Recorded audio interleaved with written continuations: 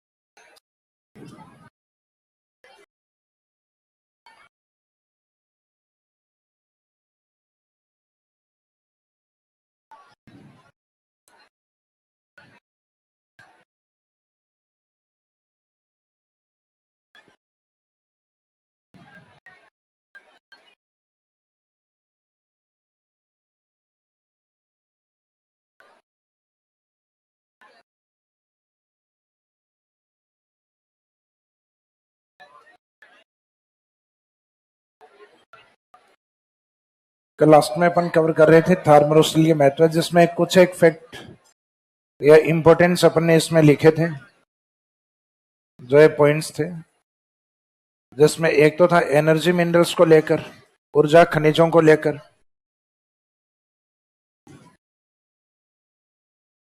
एक जो renewable energy नवीकरणीय ऊर्जा है उसके महत्व को लेकर,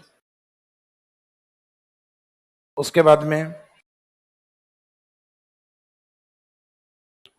nuclear energy test, nuclear energy test site, परमाणु परीक्षण स्थल के रूप में, फिर है military training, salt production, tourism या पर्यटन,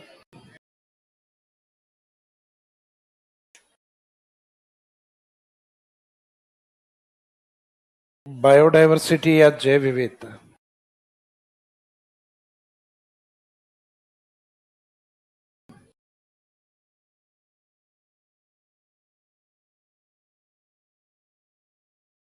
नेक्स्ट एग्रीकल्चर, एग्रीकल्चर प्रोडक्शन या कृषि उत्पादन। ये एक दो पॉइंट और ऐड कर दीजिए इसमें।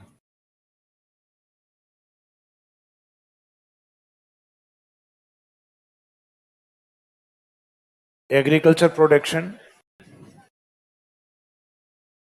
और एक बायोडायवर्सिटी वाला, तो इनको लेके किस तरीके से इंपॉर्टेंस है, तो ये 1 बाय 1 पॉइंट अपन कंप्लीट करेंगे। तो मेंस के लिए कोई भी इनमें से 5 पॉइंट आपको याद होने चाहिए, जिसमें आप कम से कम इसके बारे में 50 वर्ड्स लिख पाओ, 50 शब्दों में इसको लिखा जा सके। तो इंपॉर्टेंस तो और भी है। राजस्थान में लाइव स्टॉक या पशु संपदा इस क्षेत्र में अधिक पाई जाती है।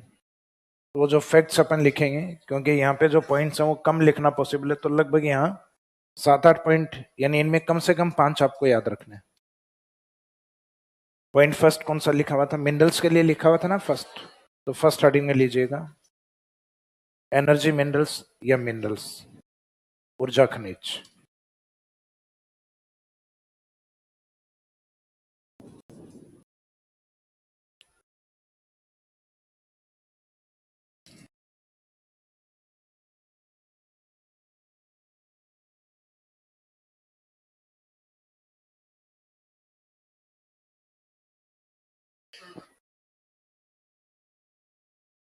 मालव जनपद जिसका विस्तार टोंक और जयपुर में है, आपने लिखवाया है मालव, प्रतापगढ़ और झालावाड़। मैंने प्लेट्यू एरिया करवाया, पठार करवाया है मैंने जनपद नहीं लिखवाया। दोनों में फर्क है, एक ऐतिहासिक शब्द है और एक भौगोलिक शब्द है। जैसे योधे रीजन है, तो योधे रीजन राजस्थान के उत्तर में था, लेकिन वो केवल राजस्थान में नहीं था, पंजाब, हरियाणा और यूपी तक विस्तृत था। जैसे राजस्थान में एक शब्द करवाया था सुरसेन, तो सुरसेन केवल राजस्थान के पूर्वी 3 जिलों में नहीं है, वो आगे मुख्यतः यूपी में भी फैला हुआ है, यूपी और एमपी वाले एरिया में। तो आपने जो पढ़ा है वो हिस्ट्री में मालू जनपद के बारे में पढ़ा है, तो मालू जनपद वाला एरिया है वो अलग एरियाज में, वो टोंक और जयपुर के आसपास, जबकि प्रतापगढ़ झालावाड़ उसको मालव कहने का कारण है मालवा प्लेट्यू का पार्ट होने के कारण। तो इसमें जो एनर्जी मिनरल्स वाला पार्ट है, यानी इंपॉर्टेंस के तौर पे,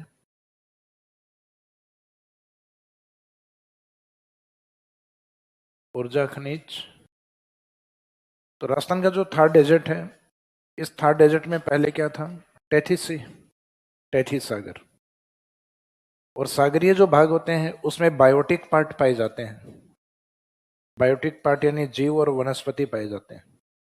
तो धीरे धीरे जैसे थार डेजर्ट वाला जो हिस्सा है, यानी टेथिस सागर वाला पार्ट, इसमें धीरे धीरे जैसे सेडिमेंट जमना स्टार्ट हुए, जैसे ही ये जो जलीय क्षेत्र समाप्त हुआ, तो इनके जो जीव हैं ये उसादों के नीचे दबे। तो जीवों का जो शरीर या जो पार्ट्स है वो बना होता है हाइड्रोकार्बन का। तो इससे धीरे धीरे जीवों से हाइड्रोकार्बनिक मिनरल्स का निर्माण हुआ, और वेजिटेशन जो नीचे धीरे धीरे दबती चली गई ट्रसरी काल में। तो ये वेजिटेशन तो अपने को किसके रूप में प्राप्त हो रही है? कोल के रूप में। और ये हाइड्रोकार्बनिक जो मिनरल्स होते हैं ये होते हैं पेट्रोलियम और नेचुरल गैस। तो इसका मीनिंग आज वर्तमान में ये सारे खनिज पश्चिमी राजस्थान में अपने को मिल रहे हैं, जो अपने को फॉसिल्स के रूप में, इनको फॉसिल मिनरल्स भी कहा जाता है, यानी जीवाश्मी ईंधन। तो जो जीवों के शरीर से मिलते हैं उन्हें जीवाश्मी ईंधन, जिनसे मुख्यतः इन्वायरमेंट में पोल्यूशन बढ़ता है, क्योंकि इनके धमनियां, इनके जलने के कारण मुख्यतः वायुमंडल में कार्बन या कार्बन डाइऑक्साइड या कार्बन मोनोऑक्साइड ये गैसें बढ़ती हैं, क्योंकि इसमें कार्बन की मात्रा होती है। तो इसका मीनिंग पश्चिमी राजस्थान में मुख्यतः ऊर्जा खनिजों का भंडारण अधिक है। तो एनर्जी मिनरल्स में लिखिएगा, थार मरुस्थल में मुख्यतः ऊर्जा खनिजों का भंडारण अधिक है। Energy minerals are mostly found in Thar desert. Thar मरुस्थल में ऊर्जा खनिजों का भंडारण अधिक। Energy minerals are mostly found in Thar desert. इन थार मरुस्थल में ऊर्जा खनिज अधिक पाए जाते हैं, ऊर्जा खनिजों का भंडारण अधिक है। फॉर एग्जाम्पल जैसे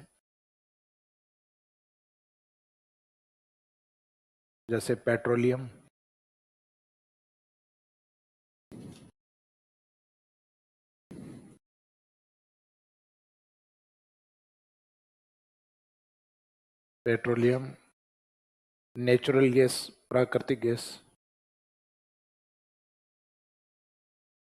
एवं कोयला and coal. Petroleum, natural gas and coal.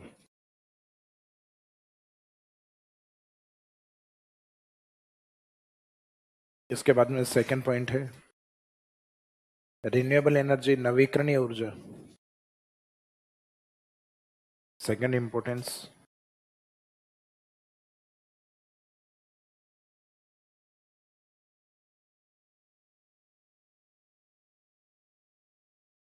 Renewable energy या नवीकरणीय ऊर्जा।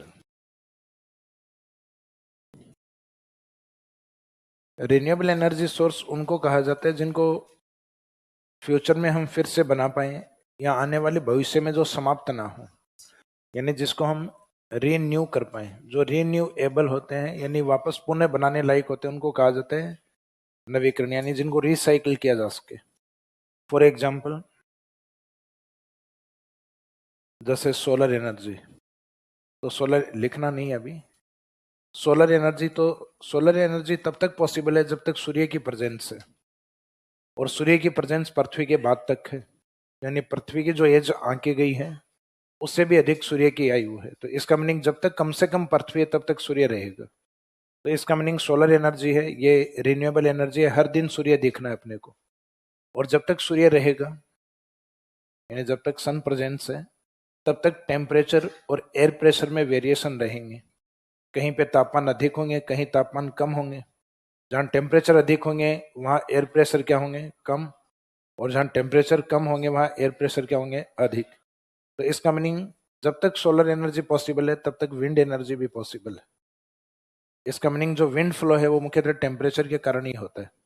जैसे अभी राजस्थान के अंदर अभी टेम्परेचर कम हो रहे हैं, तो एयर प्रेशर हमारे यहाँ क्या हो गया? अधिक हो गया। तो हमारे इधर से हवाओं का फ्लो दूसरी ओर बनेगा जो अपने को महसूस नहीं होगा, क्योंकि हमारे यहाँ से हवा दूसरी ओर जा रही है। तो इस कारण इस समय अब आंधियां या विंड्स का जो मुख्यतः जो स्पीड है वो सर्दियों में कम होती है, लेकिन जैसे ही गर्मी आएंगी तो हमारे यहाँ के टेम्परेचर तेजी से बढ़ेंगे और एयर प्रेशर क्या होगा, लो। तो समुद्र की ओर से विंड फ्लो हमारे तेज बनते हैं।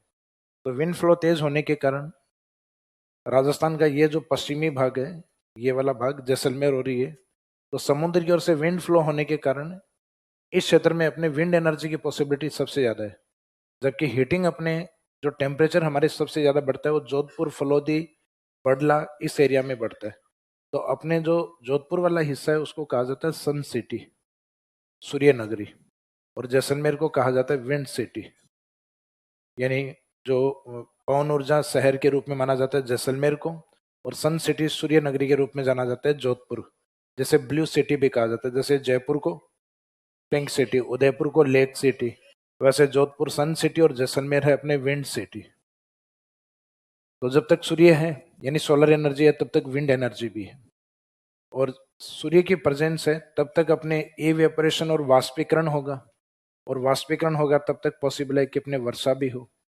तो वर्षा से अपने को क्या प्राप्त होता है, जल, यानी हाइड्रो एनर्जी। तो हाइड्रो एनर्जी भी अपने आप में रिसाइकिल है, क्योंकि अपन जो टर्बाइन है ये आपके डेजर्ट में नहीं बता रहा हूँ मैं, ये एग्जाम्पल बता रहा हूँ रिन्यूएबल के, क्योंकि डेजर्ट एरिया तो डेजर्ट इसीलिए है कि वहां पे वर्षा कम है, तो इसका मीनिंग वर्षा कम है, इस कारण वो डेजर्ट है। बाकी अपने जो हाइड्रो एनर्जी है उसको भी रिसाइकिल किया जा सकता है। जैसे टर्बाइन पे अपन पानी डालते हैं तो टर्बाइन घूमता है तो कुछ पानी तो आगे निकल जाएगा, और कुछ टर्बाइन की स्पीड से इवेपोरेट हो जाता है, वाष्पीकृत, और वाष्पीकृत जल अपने को पुनः प्राप्त हो सकता है क्या, होता ही है, रेनफॉल के रूप में, वर्षा के रूप में प्राप्त होता है। तो इसका मीनिंग हाइड्रो एनर्जी या जल ऊर्जा क्या होती है, रिसाइकिल होती है। बायोमास एनर्जी, बायोमास एनर्जी वो होती है जो अपने को एग्रीकल्चर प्रोडक्ट या मुख्यतः प्लांट या पादपों से प्राप्त होती है, जैसे सरसों, चावल और जूली फ्लोरा यानी विलायती बबूल, इनके पत्तों को गला सड़ा के और जो गैस बनाई जाती है उसको हम कहते हैं बायोमास एनर्जी। एक होती है बायोगैस, बायोगैस होती है पशुओं के अपशिष्ट अर्थात गोबर से प्राप्त। तो जो बायोमास है वो प्लांट से अगर तैयार की जाती है एग्रीकल्चर प्रोडक्ट से, तो एग्रीकल्चर प्रोडक्ट हम हर साल, जैसे चावल बोए थे तब हमने 4-5 किलो चावल बोए, उत्पादन किए तब 10 बोरी, नेक्स्ट ईयर फिर वापस ऐसा ही किया, 5 किलो बोए, फिर वापस 10 बोरी। तो इसका मीनिंग है कि इनको हम बार बार रिसाइकिल कर सकते हैं। इसका मीनिंग इस प्रोडक्ट को बार बार तैयार किया जा सकता है, तो जिसको तैयार किया जा सकता है इसका मीनिंग रिसाइकिल। विलायती बबूल है तो उसके अंदर भी सीड या बीज होते हैं, तो सीड्स को जैसे हम इम्प्लांट करेंगे अर्थ के अंदर तो उनके प्रोडक्शन को और अधिक बढ़ाया जा सकता है। तो इसका मीनिंग जो बायोमास एनर्जी है, बायोमास एनर्जी रिसाइकिल। एक होती है बायोगैस, बायोगैस पशुओं के गोबर से प्राप्त होती है। तो पशुओं के गोबर से अगर प्राप्त होती है तो जो पशु हैं तो उन पशुओं की संख्या को बढ़ाया जा सकता है, क्योंकि इसमें प्रजनन क्षमताएं पाई जाती हैं। जैसे 1951 में राजस्थान में लगभग 250 लाख पशु थे, और अभी 2012 की जो रिपोर्ट थी उसमें लगभग 567 के आसपास, यानी पहले से लगभग 50-60 सालों में पहले से भी डबल पशु हो गए। तो इसका मीनिंग पहले जो भैंस गोबर किया करती थी, आने वाली भैंस गोबर ही करेगी।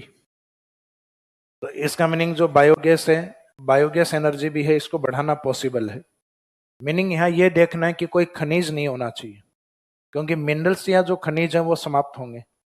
जैसे अपने जमीन के नीचे कोयला भंडारित है तो कोयला एक निश्चित मात्रा में है, तो मिनरल्स वाली खनिज वाली जो ऊर्जा होती है उनको रिसाइकिल नहीं किया जा सकता।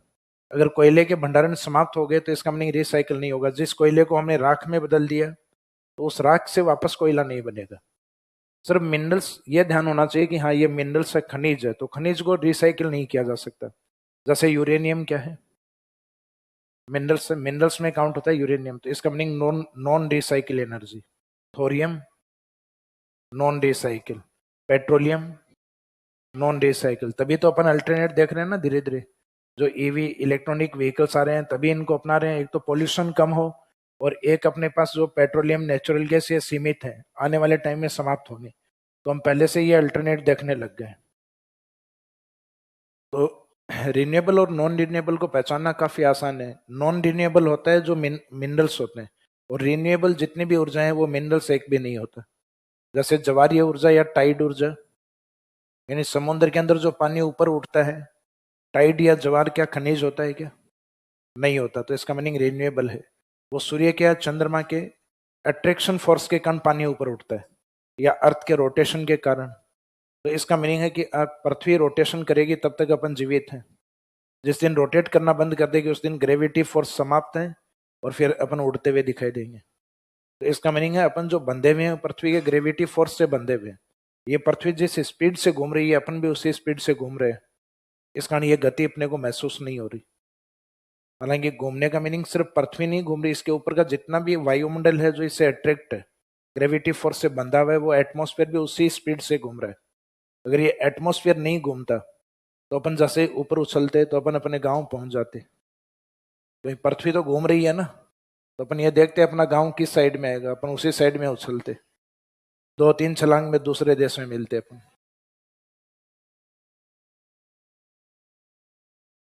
ये समझ में नहीं आ रहा, दिमाग पे जोर नहीं डालें।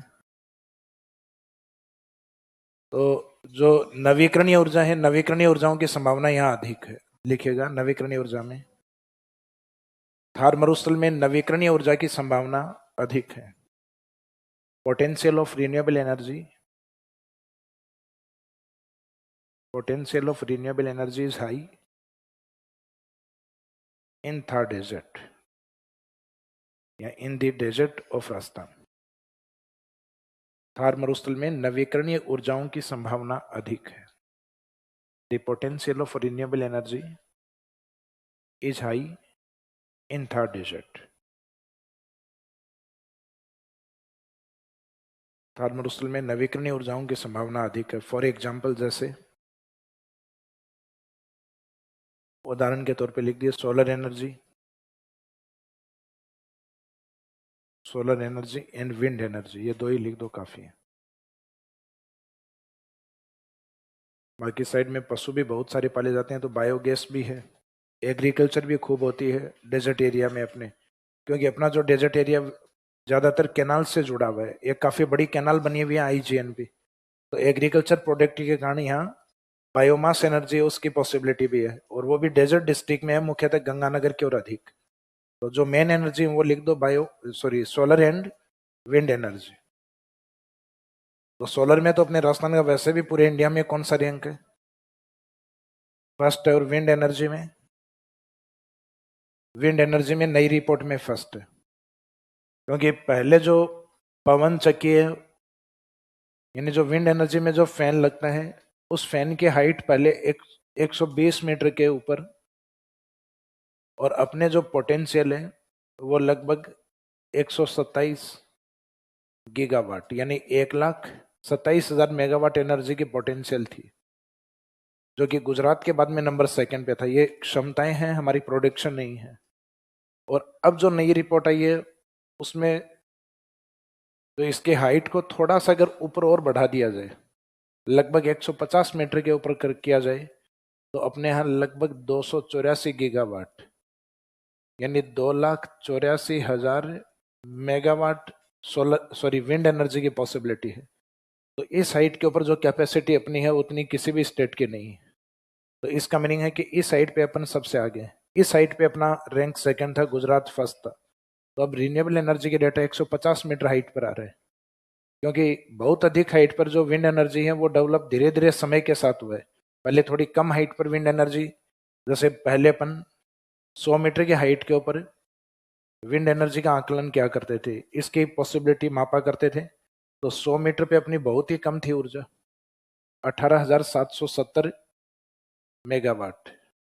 गीगावाट में बोले तो सिर्फ 18 गीगावाट। और जैसे जैसे हाइट बढ़ती चली गई तो अपनी जो पोटेंशियल या कैपेसिटी है वो भी बढ़ती चली गई। तो अब जो 150 मीटर के जो डेटा रिन्यूएबल जो डिपार्टमेंट है, नवीकरणीय ऊर्जा मंत्रालय जो है, यानी रिन्यूएबल एनर्जी मिनिस्ट्री, उन्होंने जो 150 मीटर के जो हाइट वाले जो डेटा हैं वो जारी किए हैं, उसमें राजस्थान फर्स्ट रैंक पे है। अदरवाइज पहले वाले जो डेटा 120 मीटर वाले, उसमें राजस्थान गुजरात के बाद 2 था। तो अब जो रिन्यूएबल एनर्जी सोलर और विंड है, उन दोनों में हमारी रैंक फर्स्ट है, और वो भी मुख्यतः डेजर्ट की तरफ है दोनों। इसके बाद में नेक्स्ट है न्यूक्लियर एनर्जी साइट या न्यूक्लियर एनर्जी टेस्ट। परमाणु परीक्षण स्थल।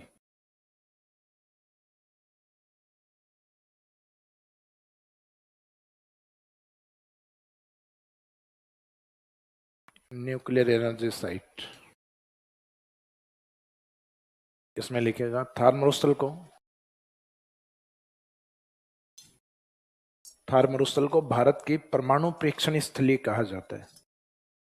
Thar desert is known as nuclear test site of India. Thar मरुस्थल को भारत की परमाणु परीक्षण स्थली कहा जाता है।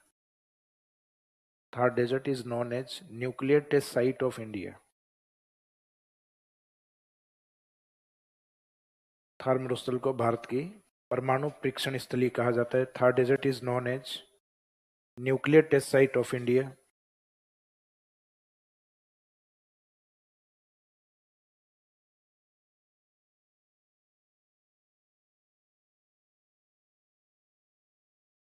परमाणु परीक्षण 1974, 1998, ये इसमें डेट लिख सकते हो नीचे। हालांकि पहले बताई भी थी रन वाले में। तो न्यूक्लियर टेस्ट यहाँ कब हुआ? 1974। परमाणु परीक्षण 1974 और 1998। तो भारत में 2 बार ही हुए हैं, जिसमें सेकेंड टाइम सक्सेस हुआ था अटल बिहारी जी के समय। तो एक इंदिरा गांधी जी के समय, दूसरा ये अटल बिहारी जी के समय। इसके बाद में नेक्स्ट पॉइंट है मिलिट्री ट्रेनिंग साइट, सैन्य प्रशिक्षण स्थल।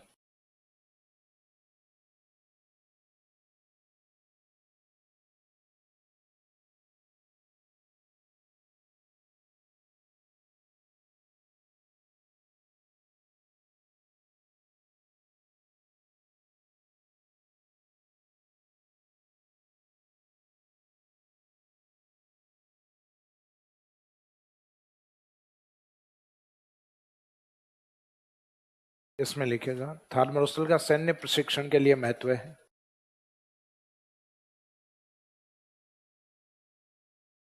थार मरुस्थल का सैन्य प्रशिक्षण में या सैन्य प्रशिक्षण के लिए महत्व है।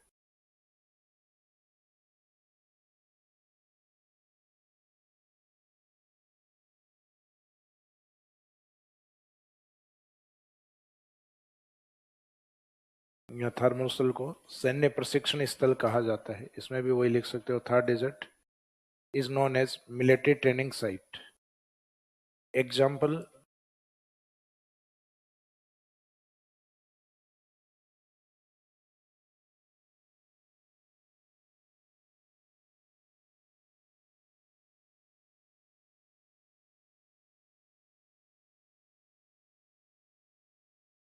एक तो है Chandan field firing range Jaisalmer, जो चांदन ट्यूबवेल बताए थे आपको, और एक है इसमें महाजन फील्ड फायरिंग रेंज बीकानेर। ये 2 फेमस हैं इसमें। थार मरुस्थल सैन्य प्रशिक्षण के लिए महत्वपूर्ण या सैन्य प्रशिक्षण स्थल है। एग्जाम्पल चांदन फील्ड फायरिंग रेंज।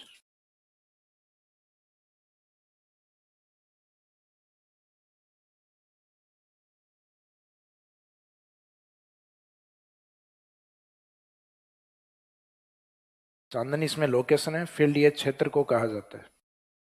फायरिंग इस एरिया में जो की जाती है, और एक सीमित क्षेत्र है जो कवरिंग एरिया, वो एक रेंज तक है, तो इसका नाम चांदन फील्ड फायरिंग रेंज। और दूसरा है वो महाजन के नाम से महाजन फील्ड फायरिंग रेंज, ब्रैकेट में डिस्ट्रिक्ट लिखो तो लिख दीजिए, महाजन बीकानेर में और चांदन जैसलमेर। डिस्ट्रिक्ट नहीं लिखो तो भी कोई बात नहीं, एग्जाम्पल्स बताने हैं अपने को। तो इसका मीनिंग इंडिया में सबसे बड़ी जो मिलिट्री ट्रेनिंग, इंडिया में ही नहीं, चांदन तो एशिया की सबसे बड़ी मिलिट्री ट्रेनिंग साइट। तो ये विशेषता बताने की आवश्यकता नहीं, बड़ा छोटा कौन सा, सिर्फ ये एग्जाम्पल्स में लिख दीजिए। सैन्य प्रशिक्षण के बाद में नेक्स्ट लिखो सॉल्ट प्रोडक्शन, नमक उत्पादन। पॉइंट नंबर कौन सा है? 5।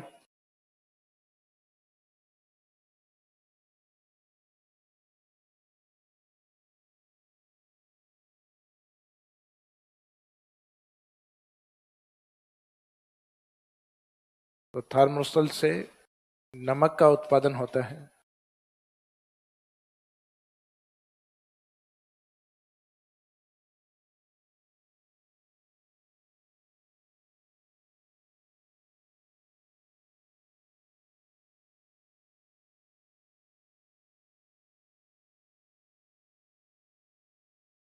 Salt is produced या obtained from Thar desert।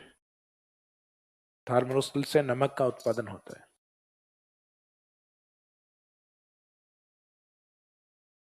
Salt is produced from Thar desert।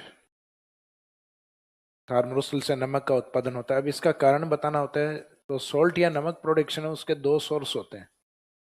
नमक दो जगह से प्राप्त होता है, या तो उस एरिया में खारे पानी की झील होनी चाहिए, ब्राइन वाटर लेक्स,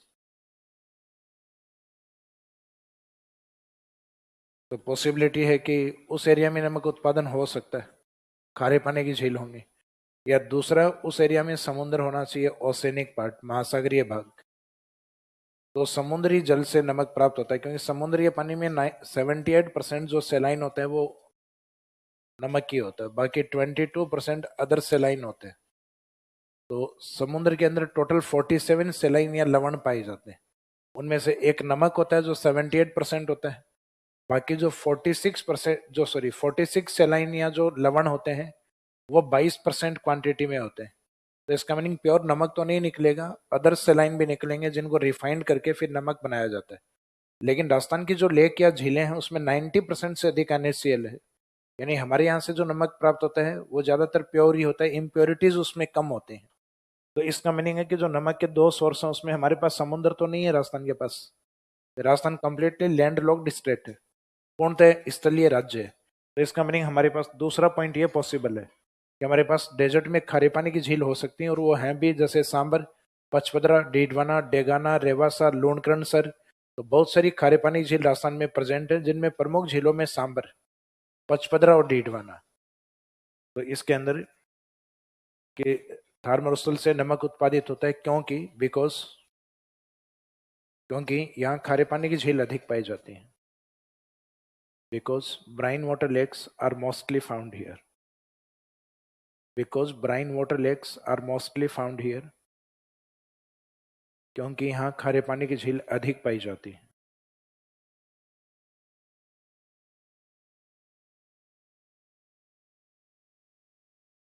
तो नमक का कारण हम दो ही चीजों को बता सकते थे, या तो समुद्र को या खारे पानी की झीलों को। तो समुद्र तो है नहीं, तो इसका मीनिंग ब्राइन वाटर लेक्स है।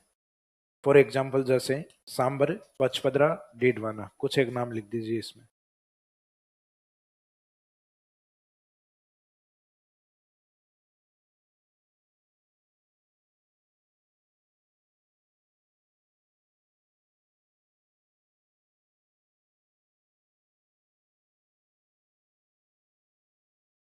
सांबर, पचपदरा, डीडवाना।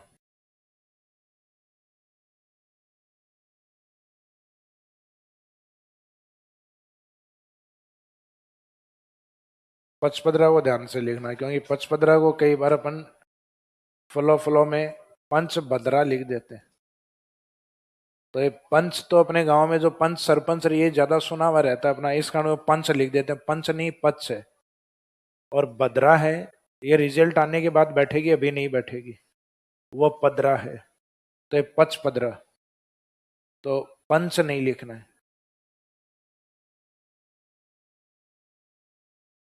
अभी इस साइड कोई गाड़ी वाड़ी भी आती है, एक पंच, यूं करके आती है ना एक महान व्यक्ति ने क्या कर रखा है, इस पंच के पहले ये SIR या गांव वाला वो SAR ये लगा रखा है, सर पंच। क्या चीज?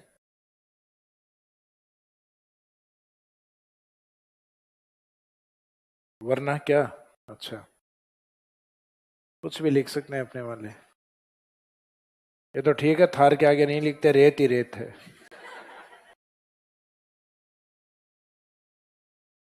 सॉल्ट के बाद में नेक्स्ट लिखो टूरिज्म या पर्यटन।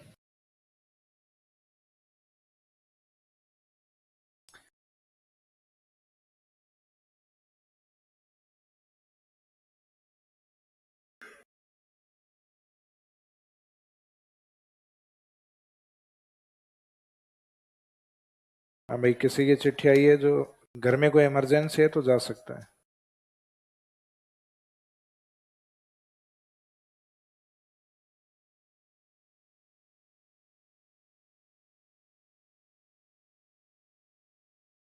किसने भेजी है?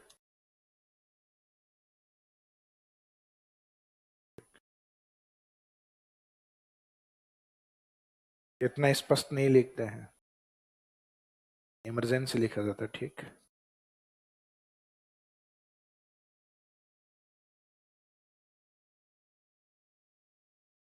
अभी कॉल आया है घर से।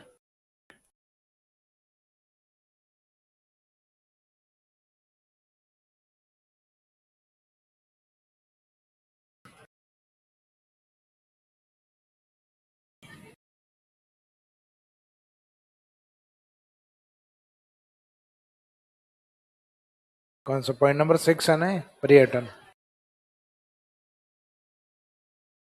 देखो, जैसा कि आपको बताया था कि इकोलॉजी को लेकर टूरिज्म अलग अलग प्रकार का होता है। तो पश्चिमी राजस्थान में वो टूरिज्म जाते हैं जिनको या तो पश्चिमी राजस्थान के दौरे देखने हैं। दौरे क्या होते हैं बताया था ना कल, वेवे टाइप जो सैंड ड्यून्स होते हैं, रेत के टीले जो होते हैं, या फिर पश्चिमी राजस्थान की जो विशिष्ट संस्कृति है, स्पेसिफिक कल्चर है, उस विशिष्ट संस्कृति के लिए जाते हैं। अब गवर्नमेंट ने क्या कर रखा है कि इस टाइम में, यानी जब थार में टूरिज्म जिस समय होता है, वो टूरिज्म होता है मुख्यतः नवंबर के लास्ट से लेके फरवरी तक, जिस समय अपने कल्चर में कोई भी बड़ा फेस्टिवल नहीं होता। तो इसका मीनिंग है कि आरटीडीसी डिपार्टमेंट ने राजस्थान टूरिज्म डेवलपमेंट कॉरपोरेशन के द्वारा कुछ ऐसे आर्टिफिशियल ऑर्गेनाइजेशन करवाए जाते हैं, या ऐसे फेस्टिवल्स ऑर्गेनाइज करवाए जाते हैं ताकि उन फेस्टिवल के ऊपर पश्चिमी राजस्थान को टूरिज्म मिल पाए। जैसे कि जनवरी के अंदर बीकानेर में होता है अपने कैमल फेस्टिवल। तो किसी को अगर डेजर्ट कल्चर को अच्छे से देखना हो और वहाँ फेस्टिवल वगैरह में पार्टिसिपेट करना हो, जिनमें विभिन्न प्रकार के जैसे नृत्य वगैरह, जिसमें ऊंट दौड़ वगैरह, तो विभिन्न प्रकार की एक्टिविटीज होती हैं, तो अगर उनमें पार्टिसिपेट करना है तो बीकानेर पहुंचे जनवरी में। कोई जनवरी में चूक गया हो, फरवरी में पहुंचे जैसलमेर, मरु महोत्सव, डेजर्ट फेस्टिवल। कोई फरवरी में इससे भी चूक गया हो, मार्च में पहुंचे बाड़मेर, थार फेस्टिवल, थार महोत्सव, या बेलून फेस्टिवल, यानी मुख्यतः गुब्बारा महोत्सव भी होता है इस साइड में।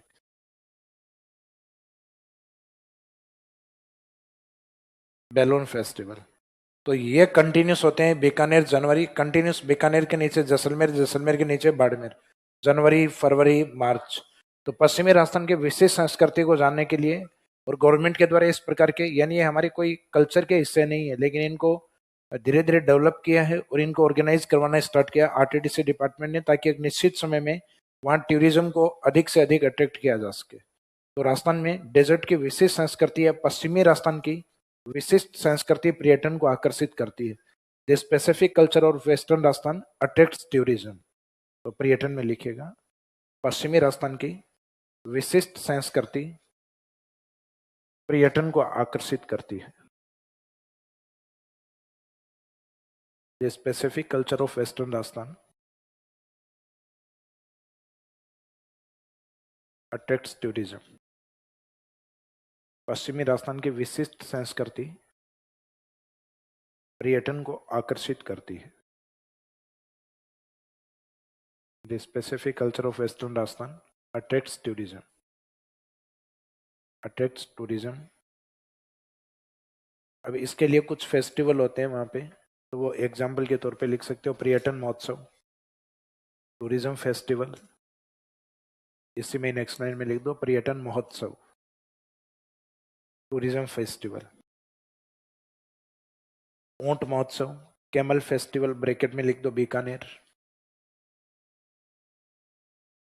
नेक्स्ट इसी में कंटिन्यूस, मरु महोत्सव, desert festival Jaisalmer. Time period लिखने की आवश्यकता नहीं, समय एक टॉपिक आएगा आपका, उसके अंदर बताएंगे। टूरिज्म एक टॉपिक दिया हुआ है आपके अलग से। एंड थार फेस्टिवल एवं थार महोत्सव। मरु महोत्सव जैसलमेर में, थार महोत्सव कहाँ पर है? बाड़मेर में। तो इन दोनों में कंफ्यूजन अधिक होता है, तो आप ये याद रखो कि दोनों एक जगह नहीं है, और मरु महोत्सव वहां होगा जहां मरुस्थल अधिक है। तो राजस्थान में डेजर्ट सबसे ज्यादा किस जिले में? जैसलमेर में। तो मरु रहेगा जैसलमेर में, तो बच गया वो शब्द कौन सा है? थार। तो थार सेम उस जगह नहीं होगा, थार फिर किस में होगा? बाड़मेर में। तो बीकानेर का तो एक कैमल फेस्टिवल, जैसलमेर का है मरु महोत्सव, और बाड़मेर का है थार फेस्टिवल, थार महोत्सव। मंथ कंटिन्यूस होते हैं इनके, जनवरी, फरवरी और मार्च।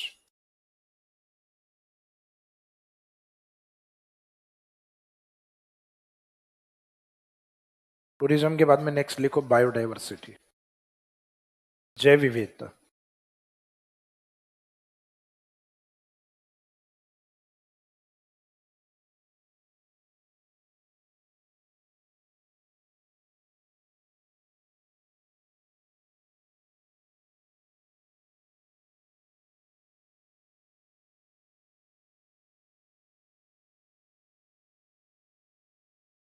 तो आपको क्या लगता है कि डेजर्ट की और बायोडाइवर्सिटी ज्यादा मिलेगी?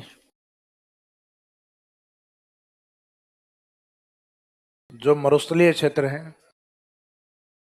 जैसे उसके अलावा राजस्थान की फिजिकल डिवीजन अरावली है, अपना ईस्टर्न प्लेन पूर्वी मैदान है, और इस साइड में ये हार्ड होती है। तो राजस्थान में सबसे ज्यादा बायोडाइवर्सिटी मिलने की पॉसिबिलिटी कहाँ है? राजस्थान में सबसे ज्यादा बायोडाइवर्सिटी पाई जाती है अरावली में, क्योंकि अरावली में वेजिटेशन या वनस्पति अधिक होती है। तो इसका मीनिंग बायोडाइवर्सिटी है वो अरावली की स्पेसिफिक या मुख्यतः यहाँ पर अधिक है। तो मरुस्थल में जैविकता अपन ने क्यों लिखा है? तो यहाँ पे अपने इसलिए लिखा है क्योंकि राजस्थान के जो डेजर्ट है, थार डेजर्ट, इसमें जितनी बायोडाइवर्सिटी पाई जाती है उतनी विश्व के किसी भी अन्य मरुस्थल में नहीं पाई जाती।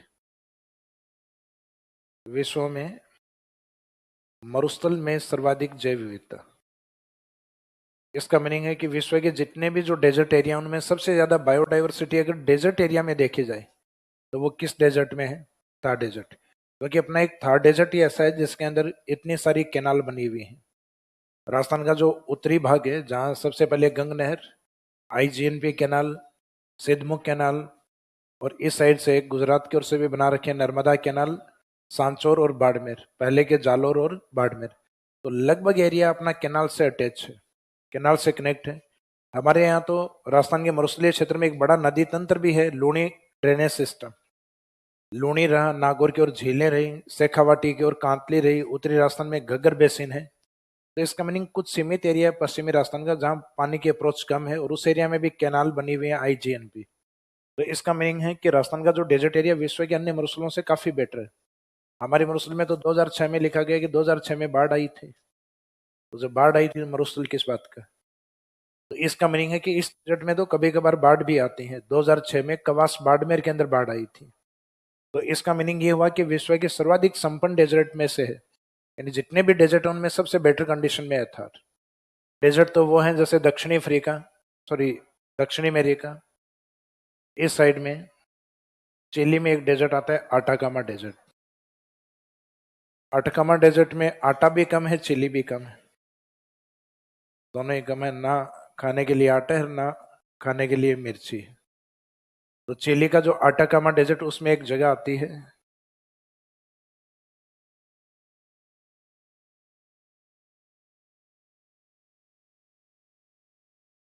इरकुक। तो इरकुक वाली जो लोकेशन है, इसमें कहा जाता है कि पिछले 400 सालों से बारिश की एक बूंद भी नहीं गिरी। ये पॉइंट है इस जगह। जैसे अपने राजस्थान में जैसलमेर में मानी जाती है जगह सम वाले एरिया में सबसे कम बारिश होती है, 1 सेंटीमीटर से भी कम होती है। तो उस एरिया में जनरली वेजिटेशन नहीं मिलती, वनस्पति नहीं, रेत के दौरे ही दौरे हैं, और दौरों के अंदर वहां टूरिज्म करवाया जाता है अपने। तो सम धीरे धीरे किसके लिए फेमस हो गया? टूरिज्म साइट के रूप में। जैसे पश्चिमी राजस्थान में किसी को ड्यून्स देखने हो, रेत के टीले, तो वो कहाँ जाते हैं? सम ड्यून्स में जाते हैं। अफ्रीका के मरुस्थल हैं, सूखा देखना है तो वो है, जैसे सहारा डेजर्ट, नामीब मरुस्थल, कालाहारी मरुस्थल। कालाहारी मरुस्थल में एक ट्राइब से एक जनजाति पाई जाती है, बुशमैन। तो बुशमैन से पूछो सूखा क्या होता है, क्योंकि जन्म लेने से मृत्यु तक नहाते नहीं,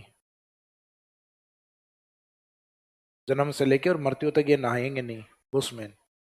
एक शिकार अगर इन्होंने किया, शिकार के ऊपर अगर अटैक किया इन्होंने और भाला लग गया उसके, और इनको पता है कि घायल है, पकड़ लेंगे कुछ दूरी पर, तो ये 50 किलोमीटर तक उसका पीछा करते हैं पकड़ने के लिए।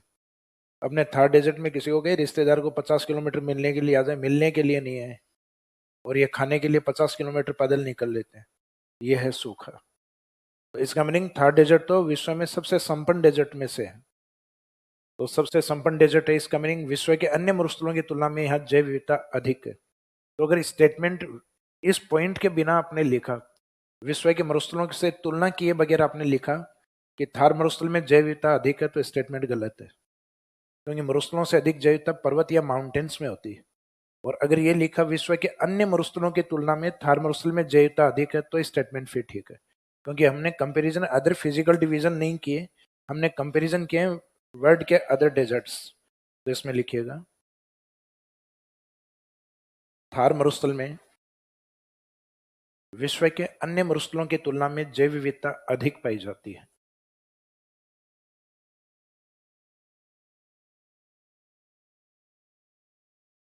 थार मरुस्थल में विश्व के अन्य मरुस्थलों की तुलना में जैव विविधता अधिक पाई जाती है।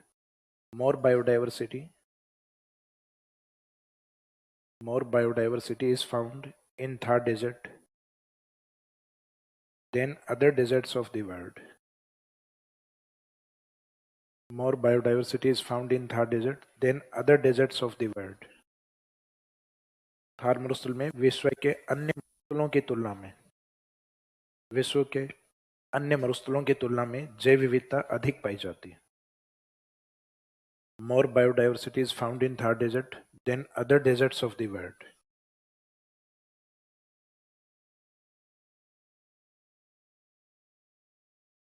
नेक्स्ट पॉइंट, पॉइंट नंबर 8 है क्या? नेक्स्ट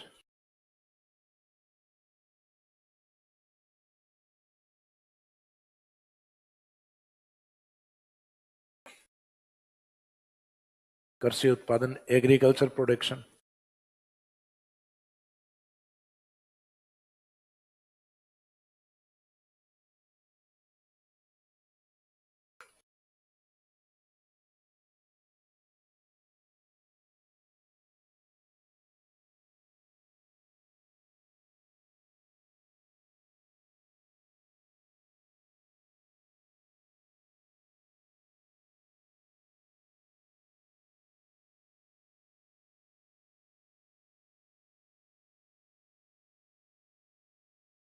जो अपने मिलेट ग्रेन्स होते हैं जैसे बाजरा वगैरह, तो ये मुख्यतः अपने डेजर्ट एरिया की ओर अधिक उत्पादन होता है। तो थार मरुस्थल में मोटा अनाज यानी जो बाजरा है जिसमें कार्बोहाइड्रेट की मात्रा अधिक होती है। अब आप बाजरा कहें बाजरे को और बाद में कहेंगे सर मोटा नहीं बारीक होता है, तो इसमें अनाज के दाने को नहीं देखा जाता, उसमें कार्बोहाइड्रेट की मात्रा को देखा जाता है, जिससे शरीर में मोटापा या जिसमें जनरली कहा जाता है किसी प्रकार का कोई एलर्जेटिक पार्ट नहीं होता। इस अनाज को खाने में किसी प्रकार के, जैसे गेहूं होता है उसमें गुलेटिन होता है, और गुलेटिन आज वर्तमान में एलर्जी का सबसे बड़ा कारण है। भाई अधिकांशतः जो एलर्जिक जो पेशेंट हैं उनमें सबसे बड़ा कारण है गुलेटिन, क्योंकि अपना जो प्रमुख है जो अनाज बन गया है वो क्या बन गया है? गेहूं। जबकि जो बाजरा वगैरह इनमें गुलेटिन नहीं होती, गुलेटिन फ्री फूड ग्रेन्स होते हैं। और इस बार 2023 के वर्ष को यूएनओ ने भी तो मनाया है ना, मिलेट ईयर्स के रूप में, मोटे अनाज के रूप में। तो मुख्यतः जो मोटे अनाज होते हैं वो पौष्टिक माने जाते हैं, हेल्दी माने जाते हैं ज्यादा। तो राजस्थान का जो डेजर्ट एरिया ये मुख्यतः मोटा अनाज या खाद्यान्न उत्पादन, खाद्यान्न एक थोड़ा सा ब्रॉड कॉन्सेप्ट होता है। ब्रॉड कॉन्सेप्ट ये होता है कि इसमें अनाज तो शामिल होते ही होते हैं, इसमें मुख्यतः दाल भी शामिल होती है। तो दलहन को प्लस अनाज को, यानी अपने ग्रेन्स प्लस पल्सेस दोनों को मिला के खाद्यान्न कहा जाता है। तो राजस्थान का जो डेजर्ट एरिया है उसमें मूंग, मोठ, शेखावाटी की ओर चवला, चूरू बीकानेर की ओर चना, ये भी मुख्यतः अत्यधिक प्राप्त होते हैं। चवला एक दाल का प्रकार है जो ग्रामीण क्षेत्रों में चवला के नाम से कम चौड़ा मोठ के नाम से ज्यादा पहचानते हो आप, जिसमें इस तरीके का एक मोठ होता है जिसमें यूं एक आगे या आंख होती है, थोड़ा सा क्रीमिश कलर का होता है, बोलते हैं ना गांव में चौड़ा मोठ। तो वो चौड़ा मोठ है, वो सही शब्द चवला होता है, उसका क्या होता है? चवला होता है। जैसे जनरली ये बोलते हैं एक फसल अपन सोयाबीन, तो ये सोया तो अपन ने बना दिया, सोयाबीन होता है, ये क्या होता है? सोयाबीन। तो सोयाबीन को ये ट्रेंड में अपन इतना लेकर आ गए, इसको सोयाबीन बना दिया, तो अब ये सोयाबीन है, अदरवाइज ये था सोयाबीन। अब दोनों ही ठीक है, सोयाबीन भी ठीक है, सोयाबीन भी ठीक है। तो इसमें लिखिएगा थार्मोस्टल में मोटा अनाज ब्रैकेट में लिख देना खाद्यान्न का उत्पादन अधिक होता है या अधिक उत्पादित होता है। फूड ग्रेन्स ब्रैकेट में, फूड ग्रेन्स या मिलेट ग्रेन्स ऑब्लिक करके लिख देना, फूड ग्रेन्स और millet grains are mostly produced in Thar desert. थार्मोस्टल में मोटा अनाज ब्रैकेट में खाद्यान्न का उत्पादन, या ऑब्लिक करके लिख दो खाद्यान्न का उत्पादन अधिक होता है। तो मिलेट ग्रेन्स या मिलेट ग्रेन या food grain are mostly produced in Thar desert. जैसे अनाजों के नाम लिख दो, इसमें कौन कौन से हैं। तो मोटे अनाज के तौर पे बाजरा, और खाद्यान्नों में कुछ प्रमुख दालें हैं जैसे चना, ग्राम, मूंग एंड मोट।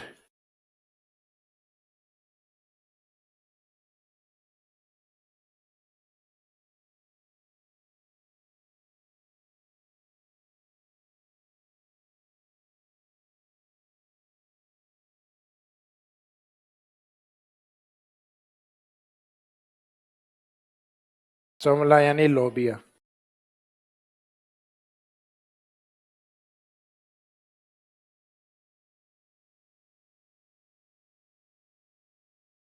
ये डेजर्ट एरिया में पाई जाती हैं ये दालें ज्यादा। तो बाजरा, चना, मूंग, मोठ एंड चवला।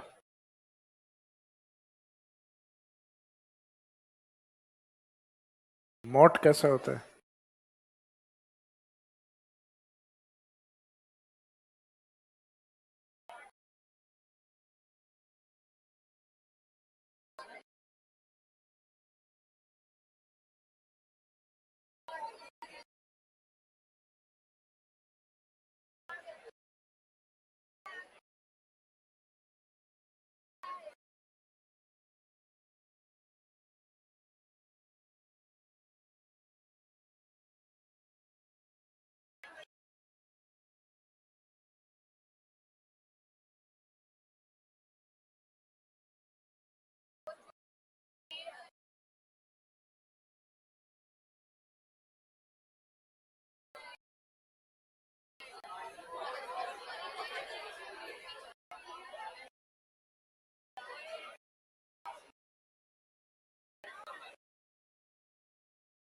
अलग अलग प्रकार के मोठ दिए हुए हैं, इंडिया में जितने भी प्रकार के होते हैं सारे दिए हुए। ये देखो, ये तो होता है लोबिया, जिसमें एक छोटी आई होती है ना, साइड में ब्लैक ब्लैक से एक आई होती है।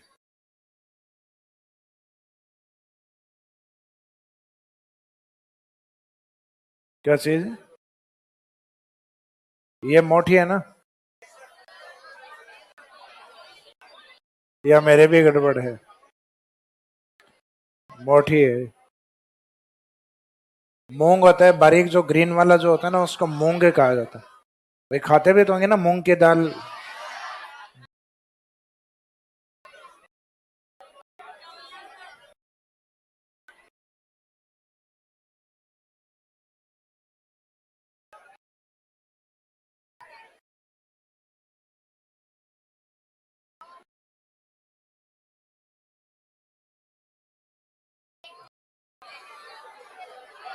ये होता है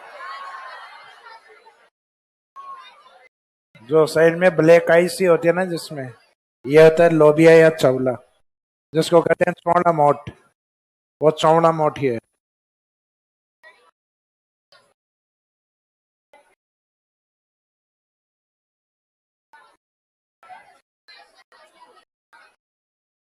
और एक दो पॉइंट और लिख दो। एक लाइव स्टॉक पशु संपदा के बारे में लिख दीजिएगा।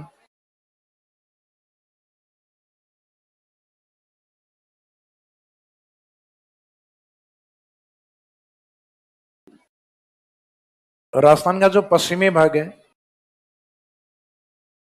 इस ओर जो पॉपुलेशन है वो लगभग राजस्थान ये 40% जनसंख्या निवास करती है। तो जनसंख्या हमारे चाहे किसी भी एरिया में हो ज्यादातर एग्रीकल्चर पे डिपेंड है। और राजस्थान का जो पश्चिमी भाग है उस एरिया में कृषि इतनी अधिक पॉसिबल नहीं है, क्योंकि उस क्षेत्र में वर्षा क्या होती है, वर्षा कम होती है। बहुत सारे ऐसे एरिया हैं जो मुख्यतः एरिड डेजर्ट में भी आते हैं, क्योंकि एरिड डेजर्ट में आपको ध्यान हो तो मैंने एरिड डेजर्ट का एरिया बड़ा बताया था 1 लाख वर्ग किलोमीटर, जबकि सेम एरिड 75,000। तो इसका मीनिंग पश्चिमी राजस्थान का अधिकांश हिस्सा ऐसा है जहाँ वर्षा बहुत कम होती है। तो वर्षा कम होगी तो एग्रीकल्चर की पॉसिबिलिटी कम है। और ग्रामीण क्षेत्र में रहने वाले किसान के लिए दो चीजें होती हैं इकोनॉमी का सोर्स, या तो एग्रीकल्चर या पशुपालन। तो पश्चिमी राजस्थान में कृषि जिन एरिया में पॉसिबल है वहां तो खेती, और खेती पॉसिबल नहीं है वहां, वहां पशुपालन या पशुधन अधिक पाला जाता है। तो पशुपालन पश्चिमी राजस्थान में अधिक होने के कारण सबसे ज्यादा पशु वाले जो जिले हैं, जो अपनी पशुगणना जो होती है, यानी जो एनिमल वेल्थ को लेके जो सेंसस रिपोर्ट जो आती हैं, जैसे 2019 की जो रिपोर्ट है लेटेस्ट 5 साल बाद आती है, तो अब आएगी 2023 की 2024 के अंदर, सॉरी 2024 में होगी, 2024 की रिपोर्ट लास्ट में, और फिर 2025 तक जारी होगी। तो अभी तक तो पशुगणना की रिपोर्ट आपके 2019 वाली चल रही है। तो उसके कारण सबसे इस पशु रिपोर्ट में सबसे ज्यादा जो पशु हैं बाड़मेर में, पुरानी जितनी भी लगभग पशु गणनाएं हैं उनमें सबसे ज्यादा बाड़मेर में ही पशु हैं। फिर इसका डिवीजन हेडक्वार्टर जोधपुर, जोधपुर पशु संपदा में नंबर 2 पे, तो दोनों ही डेजर्ट में। 2012 वाली रिपोर्ट तक स्टार्टिंग के चारों जिले डेजर्ट के ही थे। नंबर 3 पे नागौर था, नंबर 4 पे जैसलमेर था। लेकिन 2019 के अंदर स्टार्टिंग के 2 हाईएस्ट जो डिस्ट्रिक्ट हैं वो तो हैं डेजर्ट के, लेकिन अब पशु संपदा है वो धीरे धीरे राजस्थान के इस क्षेत्र में भी बढ़ने लगी जिस एरिया में पॉपुलेशन अधिक है। कारण क्योंकि जहाँ जनसंख्या अधिक होगी वहाँ डेयरी प्रोडक्ट्स की डिमांड ज्यादा होगी। तो अब नंबर 3 जयपुर का आ गया है और नंबर 4 उदयपुर का आ गया है, और दोनों ही सिटी धीरे धीरे डेवलप हो रहे हैं, बड़े होते जा रहे हैं। तो पॉपुलेशन सेटलमेंट के कारण यहाँ के आसपास ग्रामीण क्षेत्रों में मुख्यतः डेयरी फार्मिंग का डेवलपमेंट हम देखें पिछले 15-20 सालों में बहुत तेजी से हुआ है। भाई अपने ग्रामीण क्षेत्रों में आप लोगों ने, हालांकि पुराने वाले नहीं, जो लगभग 30-35 साल जिनकी हो चुकी है उम्र, तो उन लोगों ने देखा कि गांव में जाते थे तो नानी और दादी अपने को दूध गाय के कप या जो अपने जो होता है ना कोपड़ा या मग्गा भर के पिलाते थे। लेकिन अब जाते हैं तो अब कंडीशन अपोजिट है। भाई जितना भी दूध होता है वो लगभग डेयरी में जाता है, और खाने के लिए भी कई बार पड़ोसियों से उधार लेके आते हैं कि भाई आज भैंस ने कम दिया और डेयरी में जाना निश्चित था, वो तो चला गया। तो इसका मीनिंग है कि पहले ग्रामीण क्षेत्र के जो युवा थे उनका हेल्थ, ये जो भी बात बोली जाती है वो 100% नहीं होती, हर व्यक्ति पे लागू नहीं होती। इसका गलत नहीं, सही है। तो मीनिंग ये है कि जितने भी जो ग्रामीण क्षेत्र के जो लोग हैं वो धीरे धीरे अपने एग्रीकल्चर में डेयरी फार्मिंग को बढ़ाने लग गए हैं, इकोनॉमी सोर्स को बढ़ाने के लिए। गवर्नमेंट भी ऐसा कोऑपरेट कर रही है। पहले पहले ऐसा कोई कोऑपरेशन नहीं था, जो दूध बेचता था उसको वह रुपया मिल जाया करता था, और आजकल सब्सिडी और मिल रही है। जैसे फॉर एग्जाम्पल कोई व्यक्ति जो डेयरी फार्मिंग करता है कम से कम 5-10 पशु रखता है, और एक पशु का अगर 10 किलो भी सुबह शाम का दूध बेचता है तो 10 पशुओं का 100 किलो। तो इसका मीनिंग है कि गवर्नमेंट प्रति लीटर 1 लीटर के ऊपर 500 रुपये सब्सिडी देती है। तो दिन के 500 रुपये तो फ्री के हो गए गवर्नमेंट की ओर से, और 30 दिन के 15,000। दिमाग मत लगाओ, इधर RS के लिए आए हो आप लोग। कई लोग मल्टीपल करने लगे, मैं 10 नहीं मैं तो 20 रख लूंगा अगर ये कमाई है तो पशु संपदा अपने डेजर्ट एरिया में अधिक होती है। और ये जो डेजर्ट वाला जो एरिया है, डेजर्ट वाला एरिया है, इसमें पशु संपदा इसलिए अधिक पाली जाती है क्योंकि एग्रीकल्चर माइग्रेट नहीं हो सकती। भाई खेत में आपने जो फसल लगा दी वो खेत में ही रहेगी। अब उसमें पानी की कमी है तो यह नहीं कि फसल उगा के और यहाँ पानी पिला के वापस बाड़मेर ले जाओ, लेकिन पशुओं में ये पॉसिबल है। भाई पशु उस एरिया में अगर चारागाह की कमी हो गई तो मुख्यतः अपने घुमंतक जातियां भी होती हैं जो मुख्यतः पशुओं को चराते चराते 20, 30, 40, 50 किलोमीटर दूर जाके और उस एरिया में जहाँ ग्रेजिंग लैंड होती है, चारागाह भूमियां, वहां पशुओं को चरा के वापस ला सकती है। भाई एक सीजन के अकॉर्डिंग वो शिफ्ट होती रहती है। तो इसका मीनिंग है कि पशुओं को माइग्रेट करना पॉसिबल है, एक स्थान से दूसरे स्थान पे ले जाना पॉसिबल है। तो एक जगह चारागाह भूमिया नहीं है, दूसरी जगह नहीं है, तो तीसरी जगह। इस कारण पशुपालन को पश्चिमी राजस्थान में अधिक महत्व दिया जाता है और छोटे पशु अधिक पाले जाते हैं वहां, भेड़ बकरी ये पशु। जबकि बड़े पशु होते हैं अपने अरावली वाले इधर जयपुर उदयपुर, क्योंकि डेयरी फार्मिंग के लिए इंपॉर्टेंट। तो इसमें लिखे पश्चिमी राजस्थान में मरुस्थलीय क्षेत्र में पशुधन या पशु संपदा अधिक पाई जाती है। एनिमल वेल्थ या लाइव स्टॉक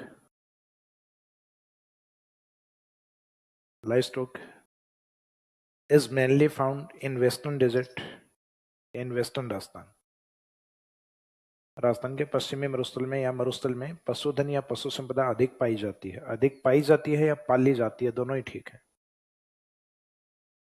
लाइव स्टॉक या animal wealth is mostly found in western desert. जैसे for example first Barmer, second Jodhpur. ये रैंक वाइज डिस्ट्रिक्ट के नाम लिख दो इधर कि कौन से जिले हैं जिनमें पशुधन अधिक। जैसे for example first Barmer, second Jodhpur. तो पहले तो ये टॉपिक आपके सिलेबस में था भी, पशु संपदा वाला 2021 के बाद हटा दिया गया है, राजस्थान ज्योग्राफी में नहीं है अभी।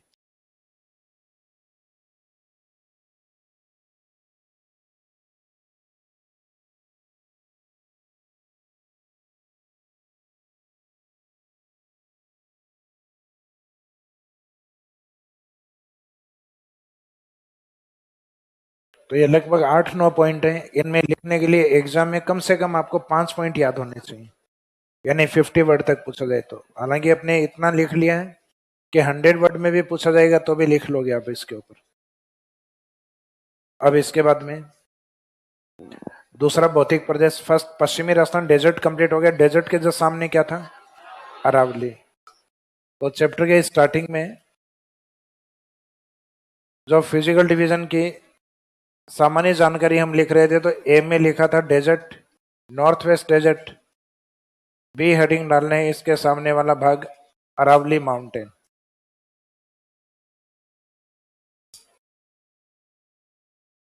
सेकेंड चैप्टर के सेकेंड पेज में लिखा हुआ है, ये 4 फिजिकल डिवीजन लिखे हुए हैं।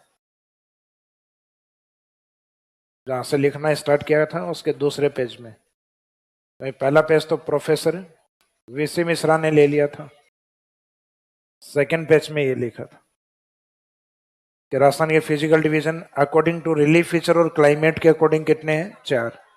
फिर उनकी एक जनरल स्टडी लिखवाई थी, उसमें यहाँ डेजर्ट लिखवाया था, यहाँ अरावली माउंटेन। तो सेकेंड हेडिंग है अरावली माउंटेन, डेजर्ट कंप्लीट हो गया। तो कैपिटल बी हेडिंग अरावली पर्वतमाला।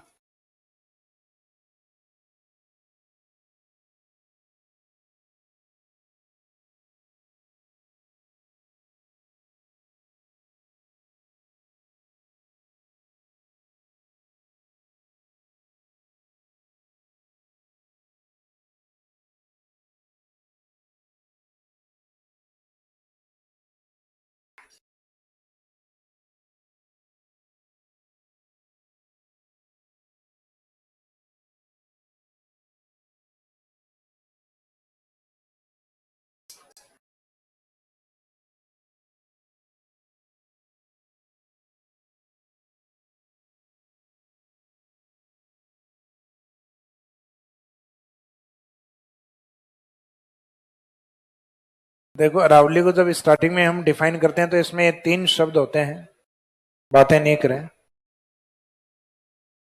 कि अरावली एक प्राचीनतम,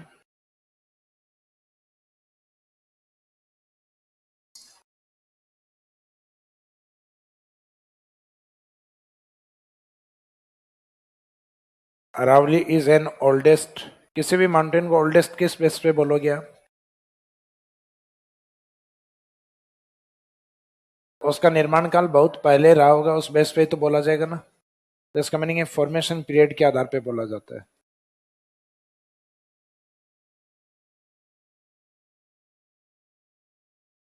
दूसरा है कि प्राचीन तो है, साथ में वलित भी है। इसका मीनिंग चट्टानों में दोनों तरफ से प्रेशर या दबाव के कारण, और जो मैग्मा या जो लावा है उसमें फोल्ड आए हैं इस तरीके से, तो इस तरीके से माउंटेन अपने आप में फोल्डेड है। तो ये इसका फॉर्मेशन प्रोसेस, बनने की प्रक्रिया ये रही है।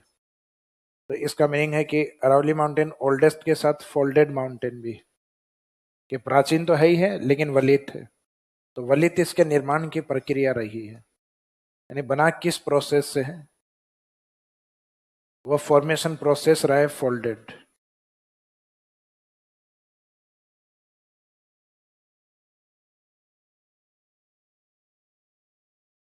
अवशिष्ट, अवशिष्ट जिस पर्वतमाला को बहुत लंबा समय हो गया वो बने हुए, तो वर्तमान में वो एक बची हुई पर्वतमाला एक अवशेष के रूप में हो सकती है। तो अरावली पर्वतमाला जब अपनी यूथ स्टेज में थी, तो जिस समय बनी थी उस समय उसकी हाइट काफी अधिक थी। उसकी एवरेज हाइट भी लगभग 4000 मीटर थी, सॉरी 4000 गुरु शिखर लगभग 2700 मीटर के आसपास। और आज वर्तमान में जो अरावली बची है वो 930 मीटर, यानी मूल अरावली का लगभग 1/3 पार्ट बचा है। लगभग 900 के आसपास पहले थी 2700। तो इसका मीनिंग बची हुई पर्वतमाला को हम कहेंगे अवशिष्ट, रेजिडुअल माउंटेन। तो ये कहा जाता है इसको वर्तमान में, वर्तमान स्थिति, एट प्रेजेंट। तो ये कंडीशन आपको क्वेश्चन में दी जाती है, मेंस में तो सीधा लिखना होता है कि Aravalli is an oldest folded and residual mountain. Aravalli एक प्राचीन, वलित और अवशिष्ट पर्वतमाला। लेकिन प्रीलिम्स एग्जाम में आपको आगे वाली कंडीशन दी जाती है, उसके अकॉर्डिंग आंसर बताना होता है। जैसे क्वेश्चन दिया गया, जैसे आप कई बार पुरानी क्वेश्चन पेपर देखते हो, तो एक पेज में दिया हुआ था अरावली पर्वतमाला को निर्माण काल के आधार पे, फॉर्मेशन पीरियड के आधार पे क्या माना जाता है। तीनों ऑप्शन थे और एक डी था उपरोक्त सभी। तो निर्माण काल के आधार पे क्या माना जाएगा, ओल्डेस्ट माउंटेन, प्राचीन पर्वतमाला। फिर एक क्वेश्चन था कि अरावली पर्वतमाला को अकॉर्डिंग टू फॉर्मेशन प्रोसेस, यानी निर्माण प्रक्रिया के आधार पे कैसी पर्वतमाला माना जाता है। तो उसके बनने का प्रोसेस रहा है वो फोल्डेड या वलित, यानी दो तरफ से प्रेशर लगने के कारण। और एक क्वेश्चन फिर नेक्स्ट पेज में आप निकालते हो तो फिर एक नया क्वेश्चन मिलता है कि अरावली को वर्तमान स्थिति में माना जाता है, तो वर्तमान में एक अवशेष के रूप में माना जाता है, यानी जो मूल पर्वतमाला थी उतनी नहीं बची है, अब एक अवशेष बचा है जिसको हम कहते हैं अवशिष्ट। इसको कई बार फ्लो फ्लो में अपन लिख जाते हैं, अरावली पर्वतमाला एक अपशिष्ट पर्वतमाला है। Aravalli is not wastage, it's residual mountain and precious part for Rajasthan. Rajasthan के लिए एक महत्वपूर्ण भाग है, क्योंकि राजस्थान में वनस्पति है, मिनरल्स हैं और बायोडाइवर्सिटी काफी अधिक है अरावली के अंदर। तो इसका मीनिंग काफी अधिक महत्व है। अरावली अपशिष्ट नहीं है, अवशिष्ट है। कई बार ये एग्जाम में हिंदी वाला जो टाइपिस्ट होते हैं वो भी ये गलती कर देते हैं, कई बार वो अवशिष्ट को अपशिष्ट लिख देते हैं कि अरावली अपशिष्ट है। तो आप इंग्लिश में चेक किया करो कि अपशिष्ट यानी वेस्टेज लिखा हुआ है तो स्टेटमेंट गलत है, और अगर रेजिडियल माउंटेन लिखा हुआ है अवशिष्ट, तो इसका मीनिंग इंग्लिश वाला ही मान्य होता है, हिंदी में गलतियां हो सकती हैं। पेपर में लिखा हुआ था ना अपने साफ साफ कि इंग्लिश वाली जो शब्दावली है वोकैब है उसको ठीक माना जाए, हिंदी में मिस्टेक हो सकती है। तो लिखना इसी तरीके से है अरावली एक, फिर ये तीनों पॉइंट लिखने हैं कि प्राचीन, वलित, अवशिष्ट, तीनों को कवर करते हुए लिख देना पर्वतमाला है, अवशिष्ट पर्वतमाला है। Aravalli is an oldest folded residual, किस किस बेस पे ब्रैकेट में आगे लिख दो। फर्स्ट वाले में फॉर्मेशन पीरियड, सेकंड में फॉर्मेशन प्रोसेस, और लास्ट वाले में एट प्रेजेंट, वर्तमान स्थिति।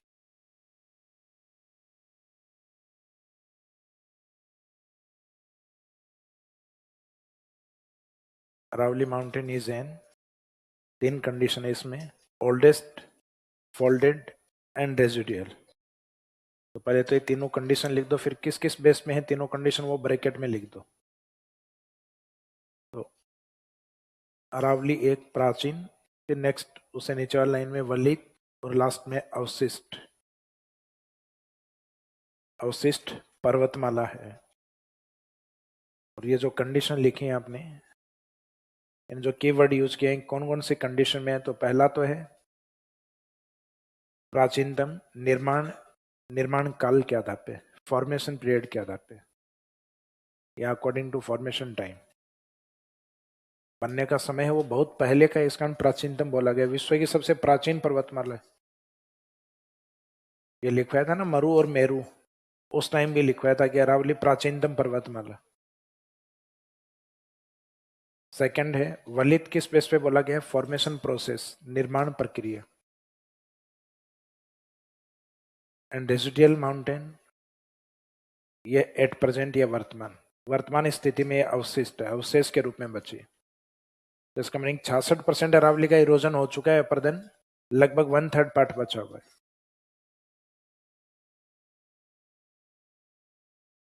तो मेंस के अंदर तो ये फ्लो में लिखना है अपने को, इनको नहीं लिखना है। तो प्रीलिम्स में पहचानने के लिए तो जैसे अपन प्रैक्टिस करते हैं, तो एक पेज में तो अरावली को मान लिया प्राचीनतम, दूसरे पेज में मान लिया वलित, तीसरे पेज तक अपन किताब ही छोड़ देते हैं।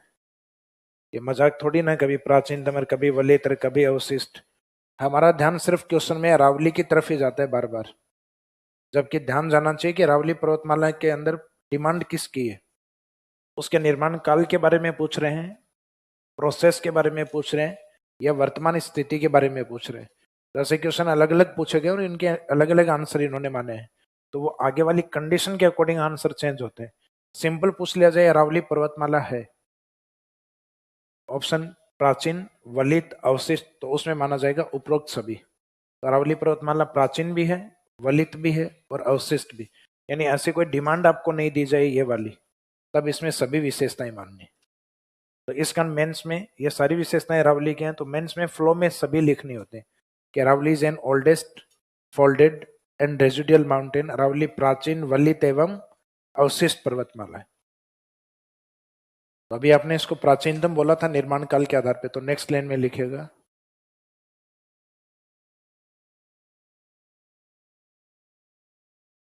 निर्माण काल।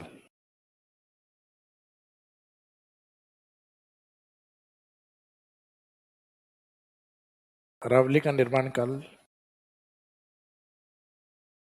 अपने जो कैम्ब्रियन एज आता है, जिसके बाद में अपने कैम्ब्रियन एज से अपने क्या बायोटिक पार्ट या पृथ्वी पे जीवों का विकास होता है। उससे पहले के टाइम पीरियड में जीव नहीं होते, तो उसको कहा जाता है कैम्ब्रियन से पहले वाले पार्ट को प्री कैम्ब्रियन। जैसे आप आरएस मेंस लिखते हो, उससे पहले क्या लिखना होगा?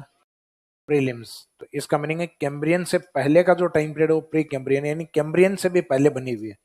बायोटिक पार्ट या जीवों का विकास हुआ था, उससे भी पहले अरावली बनी हुई है। तो इसका जो फॉर्मेशन टाइम पीरियड है वो प्री कैम्ब्रियन एज। तो निर्माण काल में लिखो अरावली का निर्माण काल प्री कैम्ब्रियन काल। फॉर्मेशन पीरियड में the formation period of Aravalli mountain is pre Cambrian.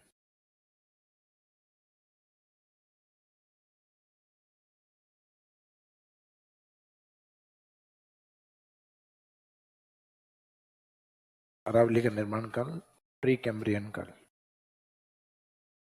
The formation period of Aravalli is pre Cambrian.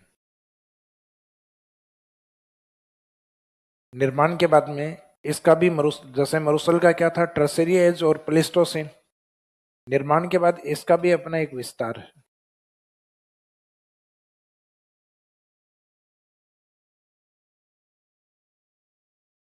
तो नेक्स्ट में लिखेगा extension of Aravalli.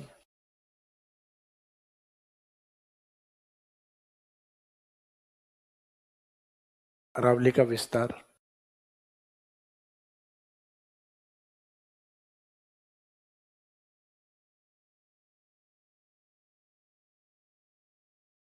Total length 692 kilometre.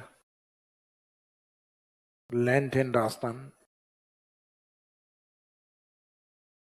Length in Rajasthan 550 kilometre, bracket में 80%। एंड एवरेज हाइट एवं औसत ऊंचाई 930 metre.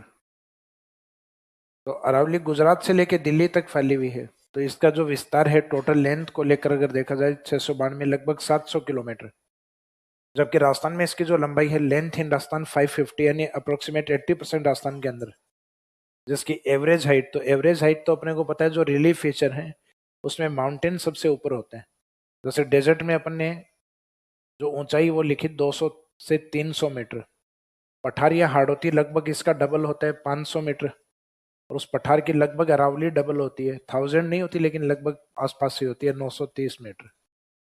तो mountains हैं वो सबसे हाई रिलीफ फीचर रीजन्स में माने जाते हैं, सबसे उच्च भौतिक प्रदेशों में माने जाते हैं। तो राजस्थान में जैसे इंडिया में मेन माउंटेन कौन है? हिमालय। तो भारत में अधिकतम ऊंचाई पर कौन रहेगा? हिमालय। राजस्थान में जो फिजिकल डिवीजन है उसमें माउंटेन कौन है? अरावली। तो राजस्थान में हाईएस्ट रिलीफ फीचर कौन रहेगा?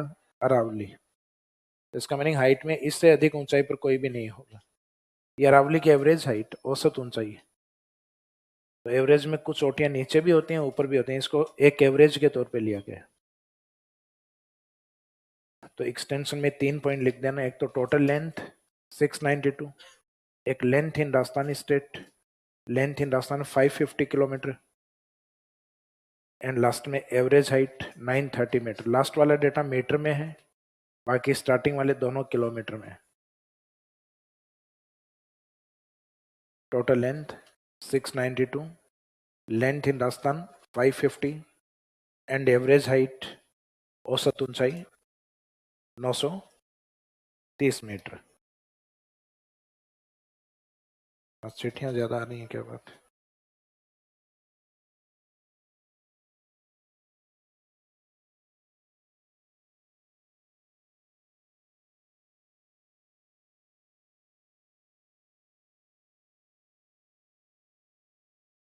सर हमारा बैच F5 और F2। F5 6 जून को शुरू हुआ था। दिलीप सर अभी तक हमारी क्लास में नहीं आए, कारण अभी तक आपने सब कुछ याद नहीं किया।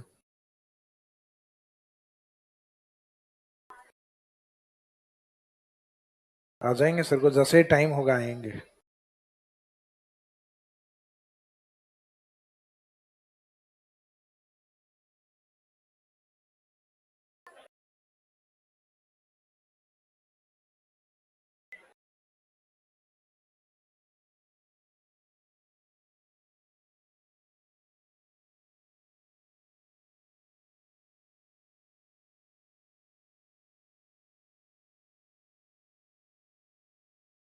हाँ जी। तो अरावली के बारे में जनरल इंट्रोडक्शन और उसके एक्सटेंशन के बाद में है डायरेक्शन ऑफ अरावली, अरावली की दिशा।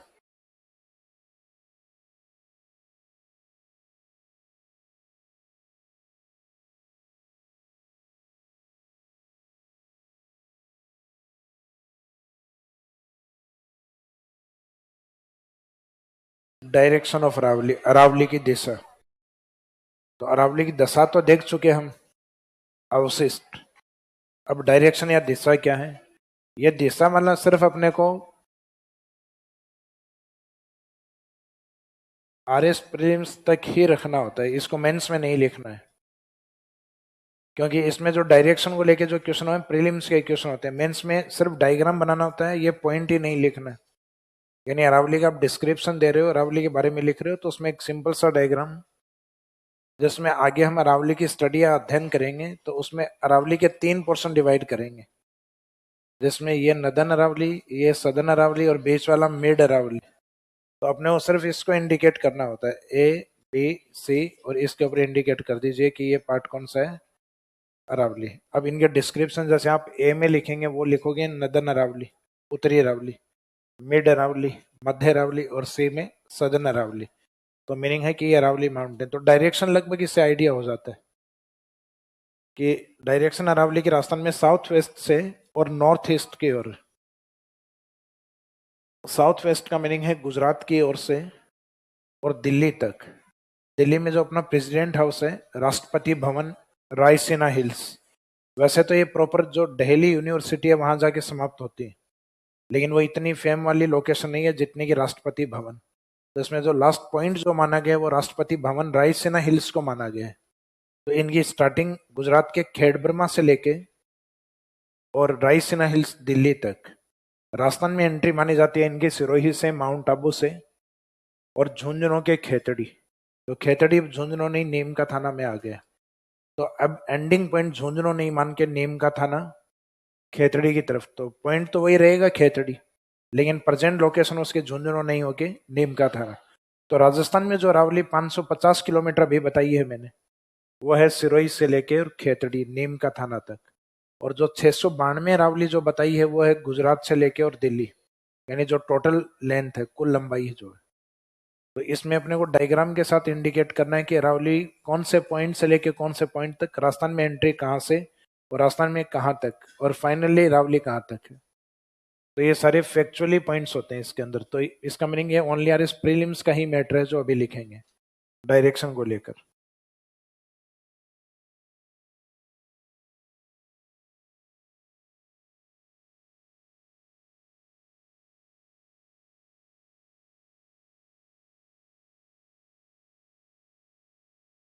अरावली का जो सदर्न वाला हिस्सा है,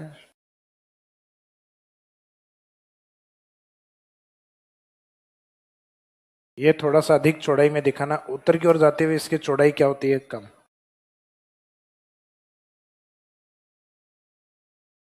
इस साइड में जो गुजरात की तरफ ये पार्ट है, यहाँ लोकेशन आती है खेड़ बर्मा।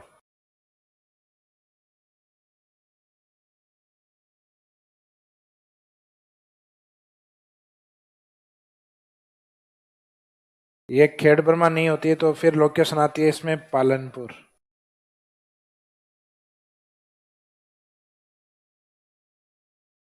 स्टेट कौन सा है, गुजरात। या फिर यहाँ जो हिल्स होते हैं, हिल्स के रूप में कई बार ये इसको गिरनार के नाम से भी इंडिकेट करते हैं। गिर एक क्षेत्र है यहाँ जहाँ पे लाइन या शेर है, तो इसको ऐसे शेरों का घर या लाइन के लिए फेमस माना जाता है। तो गिर जो कि नार के लिए फेमस, अपने लोकल लैंग्वेज में शेर को क्या बोलते हैं, नार। तो गिर एरिया जहाँ पे नार या शेर पाए जाते हैं तो उस एरिया को कहा जाता है गिरनार हिल्स। वैसे इसमें जो प्रॉपर लोकेशन मानी जाती है वो खेड़ बर्मा मानी जाती है। यानी ये सभी पॉइंट अगर दिए हुए हैं अलग अलग ऑप्शन में तो आंसर क्या मानोगे, खेड़ बर्मा। और खेड़ बर्मा नहीं दिया हुआ है तो फिर या तो पालनपुर मिलेगा या फिर गिरनार हिल्स। गिरनार के बाद में राजस्थान में इसकी जो एंट्री होती है वो होती है इस पॉइंट से, जो कि अपन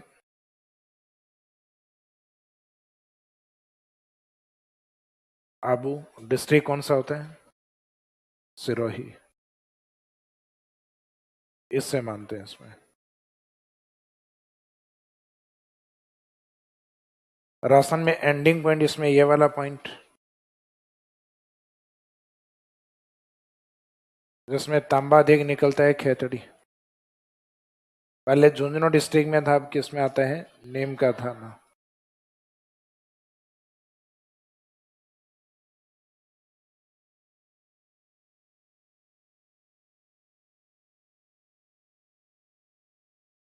ये लास्ट पॉइंट जो इसमें आता है रायसीना हिल्स।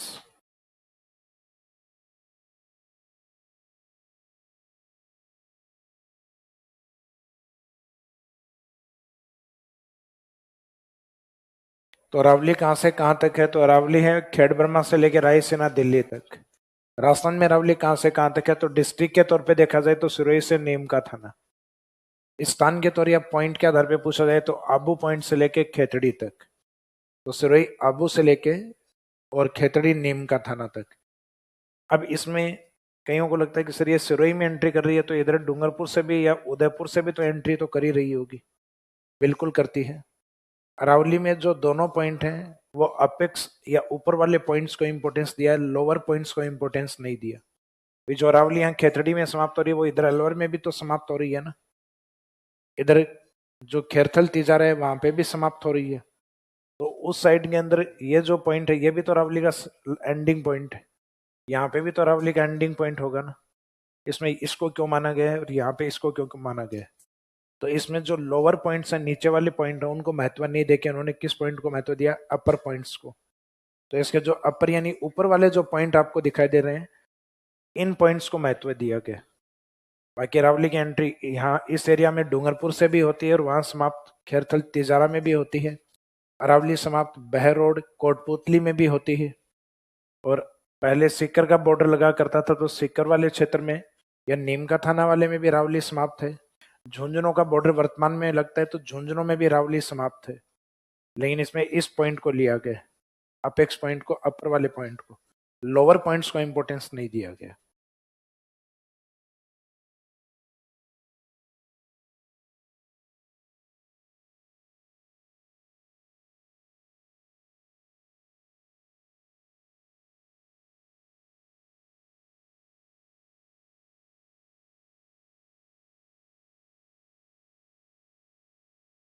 राजस्थान में डायरेक्शन यहाँ पे इंडिकेट कर देना। ये राजस्थान का सदर्न पार्ट, ये वेस्टर्न पार्ट, ये ईस्टर्न पार्ट और ये नॉर्दर्न पार्ट। तो राजस्थान के अकॉर्डिंग देखा जाए तो अरावली की डायरेक्शन क्या है? From south west to north east, Gujarat से दिल्ली की ओर मानी जाती है। ऑप्शन दूसरा भी आता है, दिल्ली से गुजरात भी आता है, north east to south west भी आता है। तो अपने को गुजरात वाला आंसर लेना होता है। दिल्ली से गुजरात उस कंडीशन में आंसर होगा जिस कंडीशन में पूछा जाए कि अरावली की चौड़ाई किस डायरेक्शन में बढ़ती है। तो दिल्ली से गुजरात की ओर चौड़ाई बढ़ती है। घटती हुई चौड़ाई और डायरेक्शन ऑफ अरावली सेम होता है। तो ऊपर जो हेडिंग आपने लिखा था ना, अरावली की दिशा, या ये जो डायग्राम बनाया है, उस डायग्राम के नीचे एक डायरेक्शन लिखना कि direction of Aravalli is from south west to north east. Aravalli की दिशा दक्षिण पश्चिम से उत्तर पूर्व की ओर। अरावली की दिशा, डायरेक्शन ऑफ अरावली, और आगे डेस्क करके from south west to north east. Aravalli की दिशा दक्षिण पश्चिम से उत्तर पूर्व की ओर।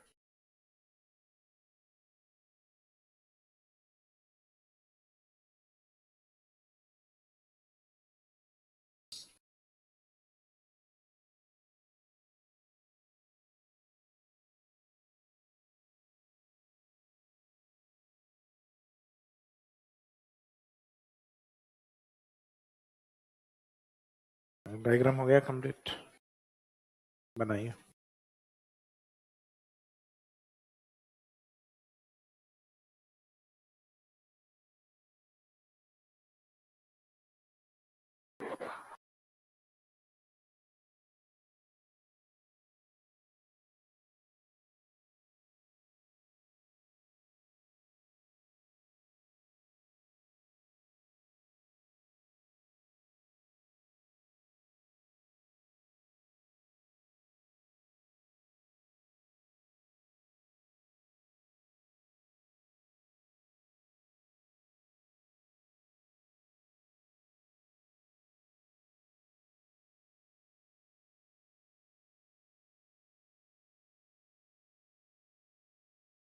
वलित,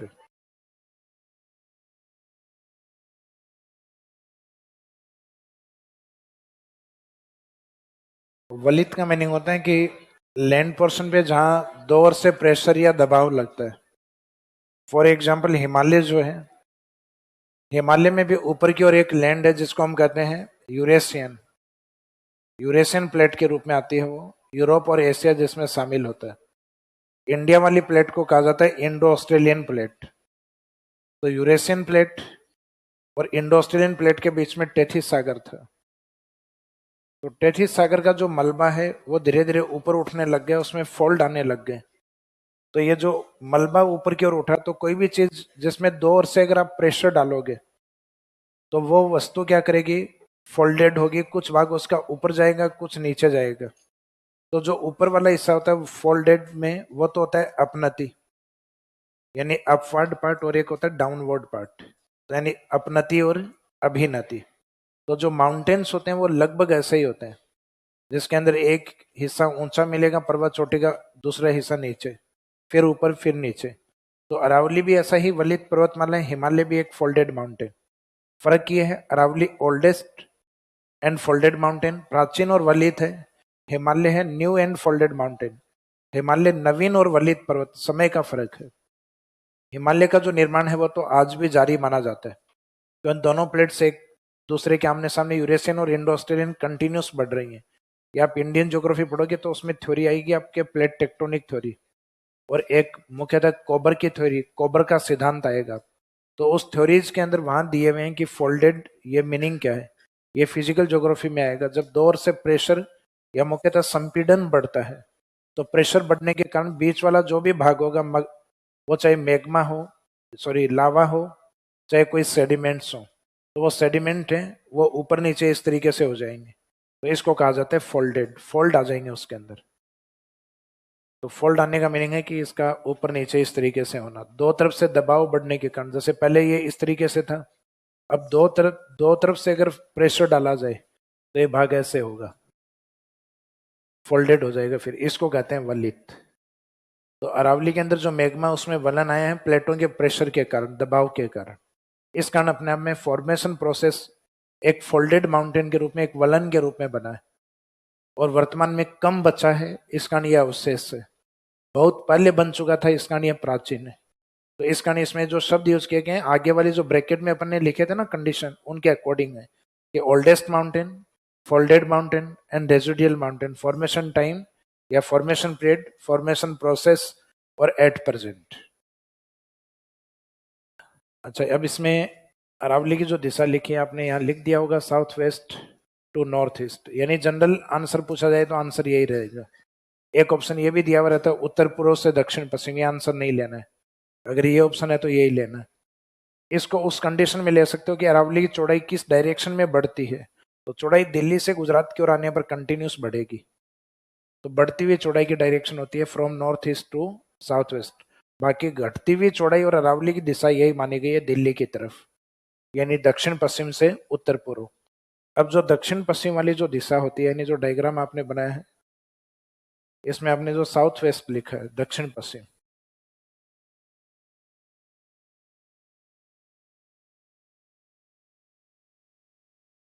उसको हिंदी में बोलते हैं नैऋत्य या नैऋत्य, और नॉर्थ ईस्ट डायरेक्शन को कहा जाता है ईशान।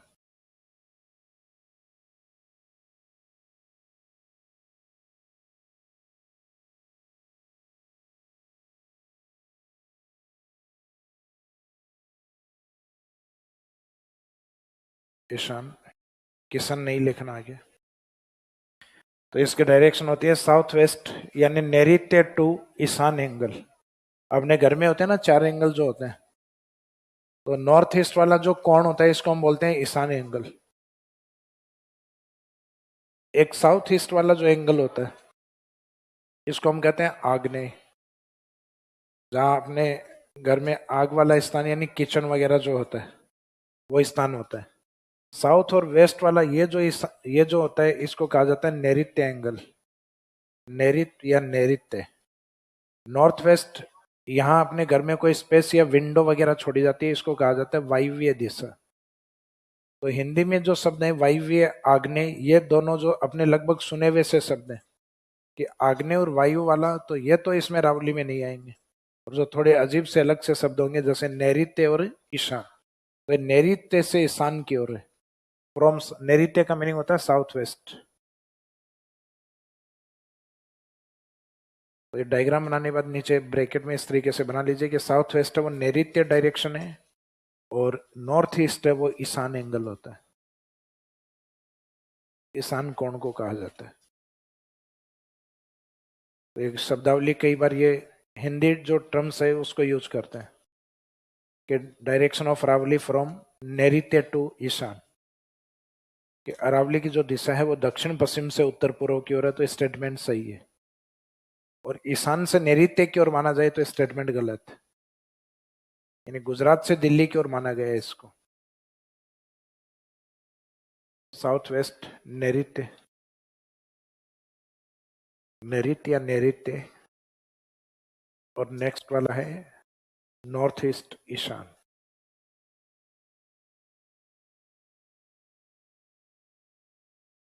तो ये यहां तक जो लिखा है ये आपने डायरेक्शन को लेकर, ये डायग्राम और ये सिर्फ प्रीलिम्स के अकॉर्डिंग याद रखना होता है। अब क्वेश्चन ये पूछा जाए राजस्थान में अरावली की एंट्री किस जिले से मानी जाती है, आंसर रहेगा सिरोही। किस स्थान से मानी जाती है, आबू वाली एरिया से। राजस्थान में अरावली को कहाँ पे समाप्त माना जाता है, डिस्ट्रिक्ट के तौर पे नीम का थाना। नीम के थाना पे पहले कहाँ था, क्या था, पहले यहाँ झुंझुनू था।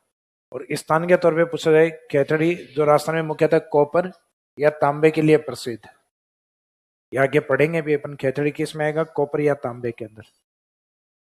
अब अरावली की दिशा के बाद में नेक्स्ट पॉइंट है जैसे अपन ने लास्ट फिजिकल डिवीजन किया था, आपको ध्यान है, डेजर्ट। तो डेजर्ट में अपन ने एक पॉइंट किया था स्टडी या अध्ययन, और अध्ययन की दृष्टि से हमने मरुस्थल को दो भागों में बांटा था। एक तो एरिड यानी राठी रीजन 0 से 25 सेंटीमीटर वाला, और दूसरा भाग था अर्ध शुष्क मरुस्थल या सेमी एरिड 25 से 50 सेंटीमीटर वाला, ये भाग। वैसे अरावली को 3 भागों में बांटा जाएगा। तो नेक्स्ट लिखिएगा, अध्ययन या स्टडी। अरावली का अध्ययन लिखने की आवश्यकता नहीं, अंडरस्टूड है। हेडिंग हमारी अरावली है तो अरावली का अध्ययन नहीं, अध्ययन अध्ययन में लिखो। अध्ययन की दृष्टि से अरावली को 3 भागों में बांटा जाता है according to study point of view. According to study point of view, Aravali is divided into 3 parts. अध्ययन की दृष्टि से अरावली को 3 भागों में बांटा जाता है According to study point of view, Aravali is divided into 3 parts या divisions. अध्ययन की दृष्टि से अरावली को 3 भागों में बांटा जाता है।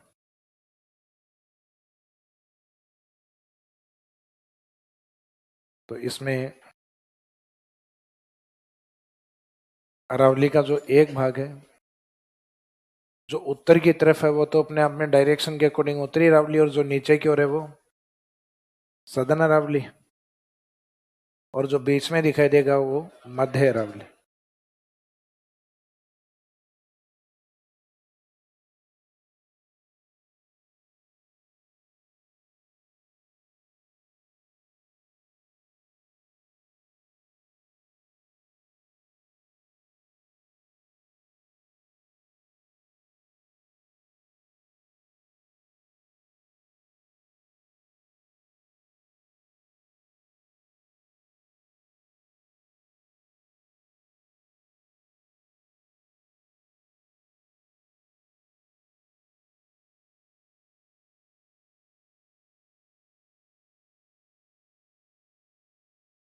तो ये 3 पार्ट हैं इसके, उत्तरी, मध्य और दक्षिणी। अध्ययन की दृष्टि से अरावली को 3 भागों में बांटा जाता है। तो एक तो जो फैक्ट आया उसको अंडरलाइन कर देना, 3 भाग।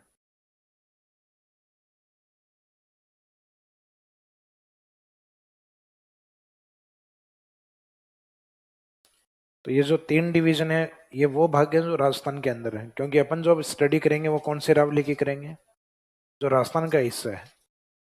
तो डेजर्ट भी हमने वही पढ़ा है जो राजस्थान में। गुजरात के डेजर्ट की विशेषताएं थोड़ी ना लिखे हैं, रन ऑफ कच्छ वगैरह के बारे में कुछ नहीं लिखा अपन ने।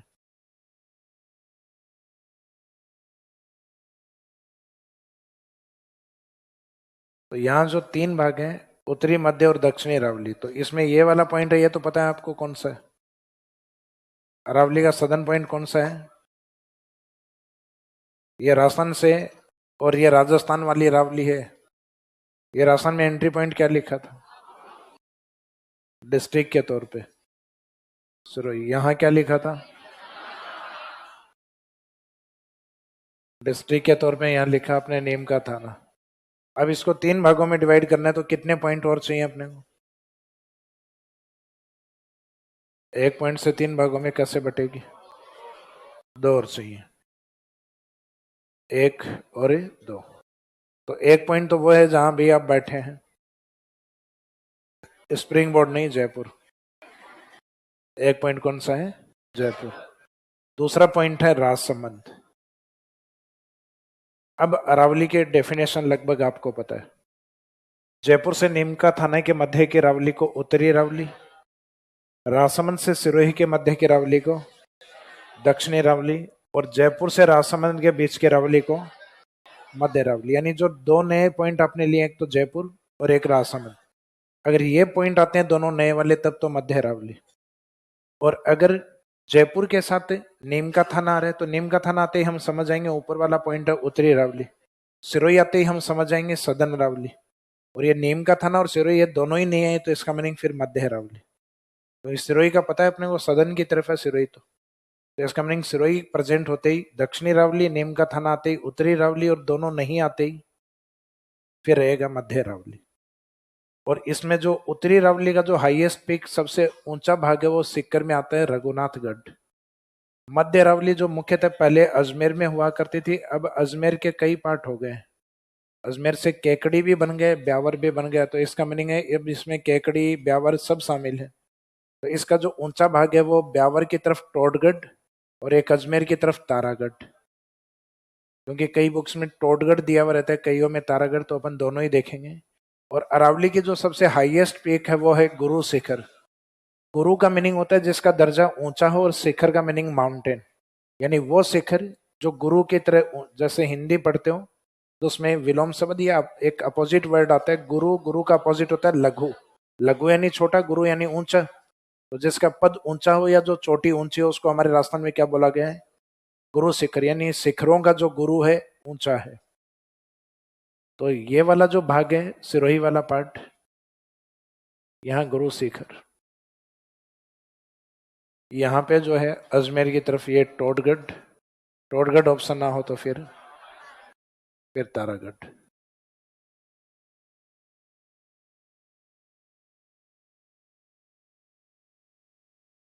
ये वाला जो है उत्तरी रावली वाला, ये रघुनाथगढ़। कौन सा नाथ? रघुनाथगढ़। अब इसमें उत्तरी रावली का मीनिंग ये रहेगा, नीमका थाना से जयपुर। ये भी आपने 3 डिवीजन किए थे ना, उसमें ये वाली है उत्तरी रावली। जयपुर टू राजसमंद ये रहेगी मिड अरावली, मध्य अरावली।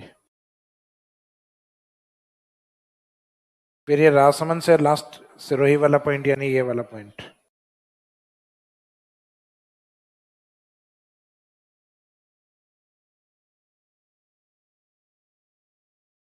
ये रहेगा सदर्न अरावली। तो अभी जो आपने ये टेबलिक फॉर्मेट में जो लिखा था, डायग्राम फॉर्मेट में इंडिकेट कर दीजिए। फिर इनके डेफिनेशन लिखेंगे जो हम कवर करेंगे कल।